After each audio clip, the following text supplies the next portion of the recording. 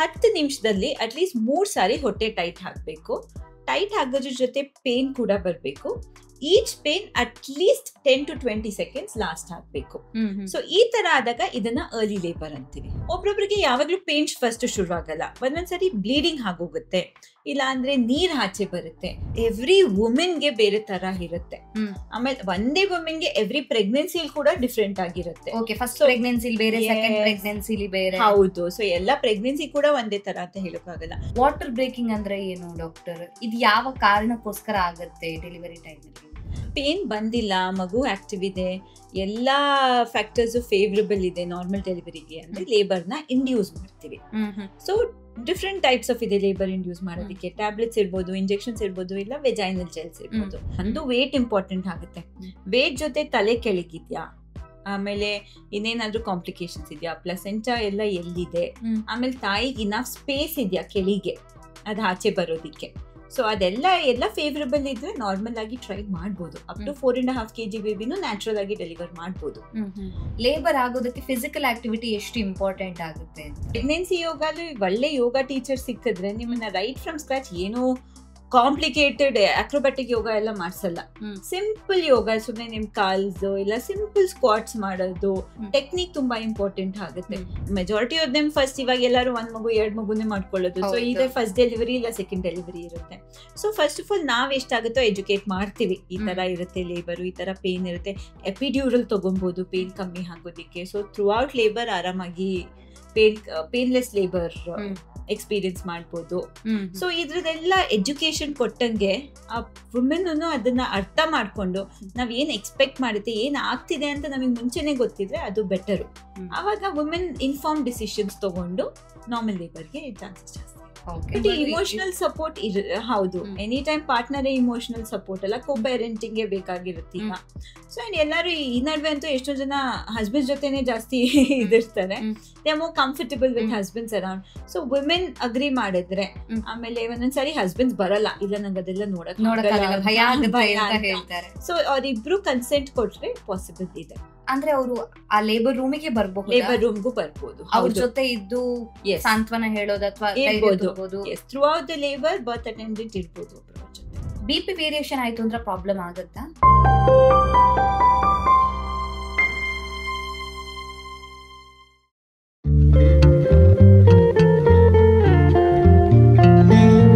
ನಮಸ್ತೆ, ನೀವು ನೋಡ್ತಾ ಇದ್ದೀರಾ ವಿಜಯ ಕರ್ನಾಟಕ. ನಾನು ರಕ್ಷಾ ಕೋಟ್ಯಾನ್. ಗರ್ಭಿಣಿಯರು 9 ತಿಂಗಳು ತಮ್ಮ ಆರೋಗ್ಯವನ್ನು ನೋಡ್ಕೊಳ್ಳುವಂಥದ್ದು ಎಷ್ಟು ಇಂಪಾರ್ಟೆಂಟು, ಅದರ ಜೊತೆಗೆ ಹೆರಿಗೆ ಸಮಯ ಹತ್ರ ಬಂದಾಗ ಅವರು ಯಾವ ರೀತಿಯಾಗಿರ್ತಾರೆ, ಆ ಹೆರಿಗೆ ನೋವನ್ನು ಸಹಿಸಿಕೊಳ್ಳುವಂಥ ಶಕ್ತಿ ಅವರಲ್ಲಿದೆಯಾ.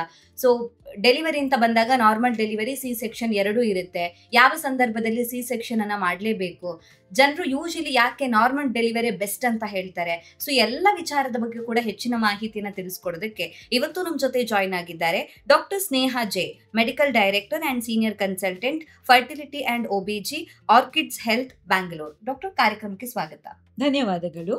ಡಾಕ್ಟರ್, ಈಗ ಪ್ರೆಗ್ನೆನ್ಸಿಯಲ್ಲಿ ಒಂದು 9 ತಿಂಗಳು ಅವರು ಹೆಲ್ತ್ ಅನ್ನು ನೋಡ್ಕೊಳ್ಳುವಂಥದ್ದು ಒಂದು ಹಂತ ಆದ್ರೆ, ಡೆಲಿವರಿ ಟೈಮ್ ಹತ್ರ ಬಂದಾಗ ಅವರಿಗೆ ಇನ್ನೊಂದು ಫೇಸ್ ಅಂತ ಹೇಳ್ಬೋದು. ಕೆಲವರಿಗೆ ಒಂದ್ ರೀತಿ ಭಯ ಇರುತ್ತೆ, ಏನಾಗುತ್ತೆ ಅಂದ್ರೆ ಫಸ್ಟ್ ಡೆಲಿವರಿಯಲ್ಲಿ ಆ ಒಂದು ಫಿಯರ್ ಇದ್ದೇ ಇರುತ್ತೆ, ಕೆಲವರಿಗೆ ಒಂದು ಎಕ್ಸೈಟ್ಮೆಂಟ್ ಇರುತ್ತೆ. ಸೊ ಈ ಹೆರಿಗೆ ನೋವು ಬರ್ತಿದೆ ಅಂದಾಗ ಸಿಂಪ್ಟಮ್ಸ್ ಯಾವ್ದೆಲ್ಲ ಇರುತ್ತೆ, ಅವರಿಗೆ ಏನೆಲ್ಲ ಫೀಲ್ ಆಗುತ್ತೆ ಅಂತ? ಸೊ ಫಸ್ಟ್ ಆಫ್ ಆಲ್ ಹೆರಿಗೆ ನಾವು ಬರಕ್ಕೆ ಮುಂಚೆ ಒಂದ್ ಸ್ವಲ್ಪ ಸೈನ್ಸ್ ಶುರು ಆಗುತ್ತೆ, 1 or 2 days ಮುಂಚೆ. ಫಸ್ಟ್ ಆಫ್ ಆಲ್ ಅದನ್ನ ನಾವು ಸರ್ವೈಕಲ್ ಶೋ ಅಂತೀವಿ. ಅಂದ್ರೆ ಒಂದ್ ಸ್ವಲ್ಪ ಬ್ಲೀಡಿಂಗು, ಮ್ಯೂಕಸ್ ಅಂತೀವಲ್ಲ, ಅದ್ ಮ್ಯೂಕಸ್ ಮತ್ತೆ ಬ್ಲಡ್ ಮಿಕ್ಸ್ ಆಗಿ ಒಂದ್ ಸ್ವಲ್ಪ ಬರುತ್ತೆ. ಅಂದ್ರೆ ಬಿಳಿ ರೀತಿಯಲ್ಲಿ ಏನಾದ್ರು ಬರುತ್ತೆ, ಕೆಂಪಗೆ ರೆಡ್ ಆಗಿ ಬರುತ್ತೆ. ಸೊ ಕೆಂಪಾಗಿ ಬರುತ್ತೆ. ಇದು ನಾರ್ಮಲಿ ಏನು, ಸರ್ವಿಕ್ಸ್ ಇರುತ್ತೆ, ಯೂಟ್ರಸ್ ಅಲ್ಲಿ ಮಗು ಇರುತ್ತೆ, ಯೂಟ್ರಸ್ ಮೌತ್ ಅಲ್ಲಿ ಸರ್ವಿಕ್ಸ್ ಇರುತ್ತೆ. ಆ ಸರ್ವಿಕ್ಸ್ ಅಲ್ಲಿ ಒಂದು ಮ್ಯೂಕಸ್ ಪ್ಲಗ್ ಅಂತ ಹೇಳ್ತೀವಿ, ಅದು ಇರುತ್ತೆ. ಸೊ ಅದು ಜೊತೆ ಮತ್ತೆ ಬ್ಲಡ್ ಮಿಕ್ಸ್ ಆಗಿ ಅದು ಆಚೆ ಬರುತ್ತೆ. ಸೊ ಇದು ಆಚೆ ಬಂದು 1 or 2 daysಗೆ ಪೇನ್ ಶುರು ಆಗ್ಬೋದು. ಸೊ ನಾವ್ ಯಾವಾಗ ಪೇನ್ ಅಂತ ಹೇಳ್ತೀವಿ ಅಂದ್ರೆ 10 ನಿಮಿಷದಲ್ಲಿ ಅಟ್ಲೀಸ್ಟ್ 3 ಸಾರಿ ಹೊಟ್ಟೆ ಟೈಟ್ ಹಾಕ್ಬೇಕು. ಟೈಟ್ ಆಗೋದ್ರ ಜೊತೆ ಪೇನ್ ಕೂಡ ಬರಬೇಕು. Each pain at least 10 to 20 seconds last ಆಗಬೇಕು. ಸೊ ಈ ತರ ಆದಾಗ ಇದನ್ನ ಅರ್ಲಿ ಲೇಬರ್ ಅಂತೀವಿ. ಅಟ್ಲೀಸ್ಟ್ 30 minutes ಮನೇಲಿ ಒಬ್ಸರ್ವ್ ಮಾಡಕ್ ಹೇಳ್ತೀವಿ. ಯಾವುದೇ ಪೊಸಿಷನ್ ಅಲ್ಲಿ ಮಲಗ್ಲಿ, ಏನೇ ನೀರು ಕುಡಿಲಿ, ಏನೇ ಟಾಯ್ಲೆಟ್ ಹೋಗ್ಲಿ, ಅದು ಕಮ್ಮಿ ಆಗೋಲ್ಲ. ಸೊ ಈ ತರ ಇದ್ದಾಗ ಇದು ಸೈನ್ಸ್ ಆಫ್ ಅರ್ಲಿ ಲೇಬರ್ ಅಂತ ಹೇಳ್ತೀವಿ. ಒಬ್ರೊಬ್ರಿಗೆ ಯಾವಾಗ್ಲೂ ಪೇನ್ ಫಸ್ಟ್ ಶುರು ಆಗಲ್ಲ, ಒಂದೊಂದ್ಸರಿ ಬ್ಲೀಡಿಂಗ್ ಆಗೋಗುತ್ತೆ, ಇಲ್ಲ ಅಂದ್ರೆ ನೀರ್ ಆಚೆ ಬರುತ್ತೆ. ಸೊ ಇದಾದಾಗ ಕೂಡ ಅದು ಅರ್ಲಿ ಲೇಬರ್ ಸೈನ್ಸ್ ಇರ್ಬೋದು. ಅವಾಗ್ಲೂ ನೀವು ಹೋಗಿ ಡಾಕ್ಟರ್ನ ಕನ್ಸಲ್ಟ್ ಮಾಡ್ಬೇಕಾಗುತ್ತೆ. ಡಾಕ್ಟರ್, ಈಗ ಸಿಂಪ್ಟಮ್ಸ್ ಒಂದು ಮಹಿಳೆಯಿಂದ ಇನ್ನೊಂದು ಮಹಿಳೆಗೆ ಡಿಫ್ರೆಂಟ್ ಆಗಿರತ್ತಾ ಅಥವಾ ಎಲ್ರಿಗೂ ಇದೇ ರೀತಿ ಸಿಂಪ್ಟಮ್ಸ್ ಬರುತ್ತಾ, ಹೇಗೆ ಅಂತ? ಸೊ ಅದೇ ನಾವು ಆಲ್ಮೋಸ್ಟ್ ಈ 30 weeks 32 weeks ಆದ್ಮೇಲೆ ಹೇಳೋದು, ಒಂದು ಪೇನ್ ಬರ್ಬೋದು ನಿಮ್ಗೆ ಹೇಳ್ದಂಗೆ. ಫಸ್ಟ್ ಪೇನು, ಇಲ್ಲ ಬ್ಲೀಡಿಂಗು, ಇಲ್ಲ ಲೀಕಿಂಗು, ನೀರು ಹೋಗೋದು. ಸೊ ಈ 3 ಸಿಂಪ್ಟಮ್ಸ್ ಇದ್ರೆ ಬಂದು ಹಾಸ್ಪಿಟಲ್ಗೆ ಸೇರ್ಕೊಳ್ಳಿ ಅಂತ ಹೇಳ್ತೀವಿ. ಸೊ ಎವ್ರಿ ವುಮೆನ್ಗೆ ಬೇರೆ ತರ ಇರುತ್ತೆ. ಆಮೇಲೆ ಒಂದೇ ವುಮೆನ್ಗೆ ಎವ್ರಿ ಪ್ರೆಗ್ನೆನ್ಸಿಲ್ ಕೂಡ ಡಿಫ್ರೆಂಟ್ ಆಗಿರುತ್ತೆ. ಫಸ್ಟ್ ಪ್ರೆಗ್ನೆನ್ಸಿಲಿ ಬೇರೆ, ಸೆಕೆಂಡ್ ಪ್ರೆಗ್ನೆನ್ಸಿಲಿ ಬೇರೆ. ಹೌದು. ಸೊ ಎಲ್ಲ ಪ್ರೆಗ್ನೆನ್ಸಿ ಕೂಡ ಒಂದೇ ತರ ಅಂತ ಹೇಳೋಕ್ಕಾಗಲ್ಲ. ನಿನ್ನೆ ಒಂದ್ ಮಹಿಳೆ ಬಂದಿದ್ರು, ಅವರು ಫಸ್ಟ್ ಪ್ರೆಗ್ನೆನ್ಸಿ ನಾರ್ಮಲ್ ಡೆಲಿವರಿ ನನ್ನ ಹತ್ರ ಮಾಡಿಸ್ಕೊಂಡ್ರು. ಅವ್ರಿಗೆ 35 ವಾರಕ್ಕೆ ಶುರುವಾಗ್ಬಿಟ್ಟಿತ್ತು ಪೇನು. ಇವಾಗ ಅವರು 37 ವಾರ ಆಗಿದೆ, ಪೇನೇ ಶುರುವಾಗಿಲ್ಲ. ಸೊ ಒಂದ್ ಪ್ರೆಗ್ನೆನ್ಸಿ ಒಂಥರ ಆಯ್ತು ಅಂತ ನೆಕ್ಸ್ಟ್ ಪ್ರೆಗ್ನೆನ್ಸಿನೂ ಅದೇ ತರ ಆಗುತ್ತೆ ಅಂತ ನಾವು ಗೆಸ್ ಮಾಡೋಕ್ ಆಗಲ್ಲ. ಅದಕ್ಕೆ ಎಲ್ಲಾ ಪ್ರೆಗ್ನೆನ್ಸಿ ಬೇರೆ, ಎಲ್ಲಾ ಮಹಿಳೆ ಬೇರೆ ಅಂತ ನಾವು ಕಟ್ಬಿಡ್ತೀವಿ. ಓಕೆ. ಸೊ ಫಸ್ಟ್ ಪ್ರೆಗ್ನೆನ್ಸಿಲಿ ಇರೋ ತರಾನೇ ಸೆಕೆಂಡ್ ಪ್ರೆಗ್ನೆನ್ಸಿಲಿ ಆಗ್ಬೇಕು ಅಂತ ಏನು ಇಲ್ಲ. ಓಕೆ. ಸ್ಪಾಟಿಂಗ್ ಆಯ್ತು ಅಂತ ಹೇಳಿದ್ರೆ ಡೆಲಿವರಿ ಹತ್ರ ಬಂತು ಅಂತ ಅರ್ಥನ, ಹೇಗೆ? ಅದೇ ನಿಮ್ಗೆ ಹೇಳ್ದಂಗೆ ಆಗ್ಲೇ ಡಿಸ್ಕಸ್ ಮಾಡ್ದಂಗೆ, ಫಸ್ಟ್ ಒಂದ್ ಸ್ವಲ್ಪ ಕೆಂಪಾಗಿ ಬರುತ್ತೆ. ಸೊ ಅದು ಶೋ ಅಂತೀವಿ. ಅದು ಪ್ರಾಪರ್ ಲೇಬರ್ ಪೇನ್ ಶುರು ಆಗೋಕೆ 1 week ಮುಂಚೆನೂ ಇರ್ಬೋದು, 2-3 ದಿವಸ ಮುಂಚೆನೂ ಇರ್ಬೋದು. ಸೊ ಗಾಬರಿ ಆಗೋದು ಏನಿಲ್ಲ. ಒಂದೊಂದ್ಸರಿ ನಿಮ್ ಡಾಕ್ಟರ್ ಸುಮಾರು 9 ತಿಂಗಳು ತುಂಬದ ಮೇಲೆ ಕೆಳಗಿಂದ ಎಕ್ಸಾಮಿನೇಷನ್ ಮಾಡಿ ನೋಡ್ತೀವಿ. ವಜೈನಾಗೆ ಕೈ ಹಾಕಿ ಎಷ್ಟು ಕೆಳಗೆ ಓಪನ್ ಆಗಿದೆ, ಸ್ಪೇಸ್ ಸರಿಗಿದ್ಯಾ, ಬೇಬಿ ಪೊಸಿಷನ್ ಸ್ವಲ್ಪ ಫೇವರಬಲ್ ಇದೆಯಾ ಅಂತ ಎಲ್ಲ. ಸೊ ಇದು ಟೆಸ್ಟ್ ಆದ್ಮೇಲೂ ಒಬ್ರೊಬ್ರಿಗೆ ಒಂದೊಂದ್ಸರಿ ಬ್ಲಡ್ ಹೋಗ್ಬೋದು. ಸೊ ಬ್ಲಡ್ ಹೋದ ತಕ್ಷಣ ಗಾಬರಿ ಆಗೋದೇನಿಲ್ಲ. ಆದ್ರೆ ಬ್ಲಡ್ ಹೋದ್ಮೇಲೆ ಪೇನ್ ಏನಾದ್ರೂ ಶುರು ಆದ್ರೆ, ಜಾಸ್ತಿ ಬ್ಲಡ್ ಹೋದ್ರೆ ಅವಾಗ ಹೋಗ್ಬೇಕಾಗುತ್ತೆ ಹಾಸ್ಪಿಟಲ್ಗೆ. ವಾಟರ್ ಬ್ರೇಕಿಂಗ್ ಅಂದ್ರೆ ಏನು ಡಾಕ್ಟರ್? ಇದು ಯಾವ ಕಾರಣಕ್ಕೋಸ್ಕರ ಆಗುತ್ತೆ ಡೆಲಿವರಿ ಟೈಮಲ್ಲಿ? ನಾರ್ಮಲಿ ನಮ್ಗೆ ಎಲ್ಲಾರ್ಗೂ ಗೊತ್ತು, ಗರ್ಭಕೋಶದೊಳಗೆ ಮಗು ಇರುತ್ತೆ, ಮಗು ಸುತ್ತಲೂ ನೀರಿರುತ್ತೆ. ಈ ನೀರಿಗೆ ಎಷ್ಟೊಂದು ಇಂಪಾರ್ಟೆನ್ಸ್ ಇದೆ. ಈ ನೀರಲ್ಲಿ ಇರೋದ್ರಿಂದ ಮಗು ಮೂವ್ಮೆಂಟ್ಸ್ ಮಾಡ್ಬೋದು. ಈ ನೀರು ಮಗು ಯೂರಿನ್ ಚೆನ್ನಾಗಿ ಬರ್ತಿದ್ಯಾ, ಯೂರಿನರಿ ಬ್ಲಾಡರ್ ಎಲ್ಲ ಚೆನ್ನಾಗಿದ್ಯಾ ಅಂತ ಇಂಡಿಕೇಟ್ ಮಾಡುತ್ತೆ. ಆ ನೀರ್ನೇ ಮಗು ಕುಡಿಯುತ್ತೆ. ಸೊ ಮಗುದು ಲಂಗ್ಸ್ ಎಲ್ಲ ಡೆವಲಪ್ ಆಗೋಕೆ ಈ ನೀರ್ ಇಂಪಾರ್ಟೆಂಟ್ ಆಗುತ್ತೆ. ಸೊ ನೀರು ಬರೀ ಅದೊಂಥರ ಕುಶನ್ ತರ ಅಲ್ಲ, ಇದೇ ನೀರ್ ಅಂತ ಅಲ್ಲ, ಅದಕ್ಕೆ ಎಷ್ಟೊಂದು ಫಂಕ್ಷನ್ಸ್ ಇದೆ. ಸೊ ಒಬ್ರೊಬ್ರಿಗೆ ವಾಟರ್ ಬ್ರೇಕ್ ಆಗೋದು ಫಸ್ಟ್ ಸೈನ್ ಇರ್ಬೋದು ಡೆಲಿವರಿದು. ಸೊ ವಾಟರ್ ಬ್ರೇಕ್ ಆಗೋದು ಅಂದ್ರೆ ಈ ನೀರು ಒಂದ್ ಸ್ಯಾಕ್ ಒಳಗೆ ಕಂಟೈನ್ಡ್ ಇರುತ್ತೆ. ಸೊ ಆ ಸ್ಯಾಕ್ ಅಲ್ಲಿ ಯಾವಾಗ ಬ್ರೀಚ್ ಆಗ್ಬೋದು, ಅವಾಗ ನೀರ್ ಆಚೆ ಬರುತ್ತೆ. ಸೊ ಇದು ಸಪೋಸಿಂಗ್ 5th-6th month ಅಲ್ಲೂ ಬರೋ ಚಾನ್ಸಸ್ ಇದೆ. ಸೊ ಇದು ಹಾಗೆ ಒಬ್ರೊಬ್ರು ನೀರೆಲ್ಲ ಕಮ್ಮಿ ಆಗೋಗಿ ಅಬಾರ್ಷನ್ ತರ ಆಗೋಗುತ್ತೆ. ಇಲ್ಲ ಅಂದ್ರೆ ಒಂದ್ 28-30 weeks ಅಲ್ಲಿ ಆದಾಗ ಅವಾಗ ನೀರ್ ನೋಡ್ತೀವಿ ನಾವು. ನೀರ್ ಹಂಗೆ ಅಟ್ಲೀಸ್ಟ್ ಮಗುಗೆ ಸಸ್ಟೈನ್ ಆಗೋಷ್ಟು ಇಷ್ಟೇ ನೀರ್ ಇರ್ಬೇಕು ಅಂತ ಇರುತ್ತಾ? ಇದೆ, ಮಿನಿಮಮ್ ಇಷ್ಟ ನೀರ್ ಇರ್ಬೇಕು ಅಂತ ಇದೆ. ಸೊ ಅಷ್ಟ್ ನೀರ್ ಇದ್ದಿ ಲೇಬರ್ ಪೇನ್ ಏನು ಶುರು ಆಗಿಲ್ಲ ಅಂದ್ರೆ ಯೂಶಲಿ ಒಂದ್ 34-35 ವಾರ ತನಕ ವೇಟ್ ಮಾಡಬಹುದು. ಇನ್ನೇನು ಇನ್ಫೆಕ್ಷನ್ ರಿಸ್ಕ್ ಇಲ್ಲ, ನೀರ್ ಹೋಗೋದೆಲ್ಲ ಕಮ್ಮಿ ಆಗಿದ್ರೆ. ಆದ್ರೆ 34-35 weeks ಆದ್ಮೇಲೆ ನೀರ್ ಹೋದ್ರೆ ಯೂಶಲಿ ಡೆಲಿವರಿ ಪ್ಲಾನ್. ಓಕೆ. ಈಗ ವಾಟರ್ ಬ್ರೇಕ್ ಆಯ್ತು ಅಂದ ತಕ್ಷಣ ನಾರ್ಮಲ್ ಡೆಲಿವರಿ ಆಗೋದಕ್ಕೆ ಚಾನ್ಸೇ ಇಲ್ವಾ? ಅದನ್ನ C-section ಮಾಡ್ಬೇಕಾಗತ್ತಾ, ಹೇಗೆ ಅಂತ? ಇಲ್ಲ, ಒಂದೊಂದ್ಸರಿ ವಾಟರ್ ಬ್ರೇಕ್ ಮತ್ತೆ ಲೇಬರು ಬೇರೆ ಎಂಟಿಟೀಸ್. ಸೊ ವಾಟರ್ ಬ್ರೇಕ್ ಒಂದೊಂದ್ಸರಿ ಲೇಬರ್ಗೆ ಮುಂಚೆ ಸ್ಟಾರ್ಟ್ ಆಗ್ಬೋದು. ಫಸ್ಟ್ ವಾಟರ್ ಬ್ರೇಕ್ ಆಗ್ಬೋದು, ಆಮೇಲೆ ನಾವು ಚೆಕ್ ಮಾಡಿದಾಗ ಗರ್ಭಕೋಶದ ಬಾಯಿ ಫುಲ್ ಓಪನ್ ಆಗ್ಬಿಟ್ಟಿರ್ಬೋದು, ಇಲ್ಲ ಓಪನೇ ಆಗಿರಲ್ಲ. ಸೊ ಫುಲ್ ಓಪನ್ ಆಗಿದ್ರೆ ನಾರ್ಮಲ್ ಡೆಲಿವರಿ ಚಾನ್ಸ್ ಇರುತ್ತೆ.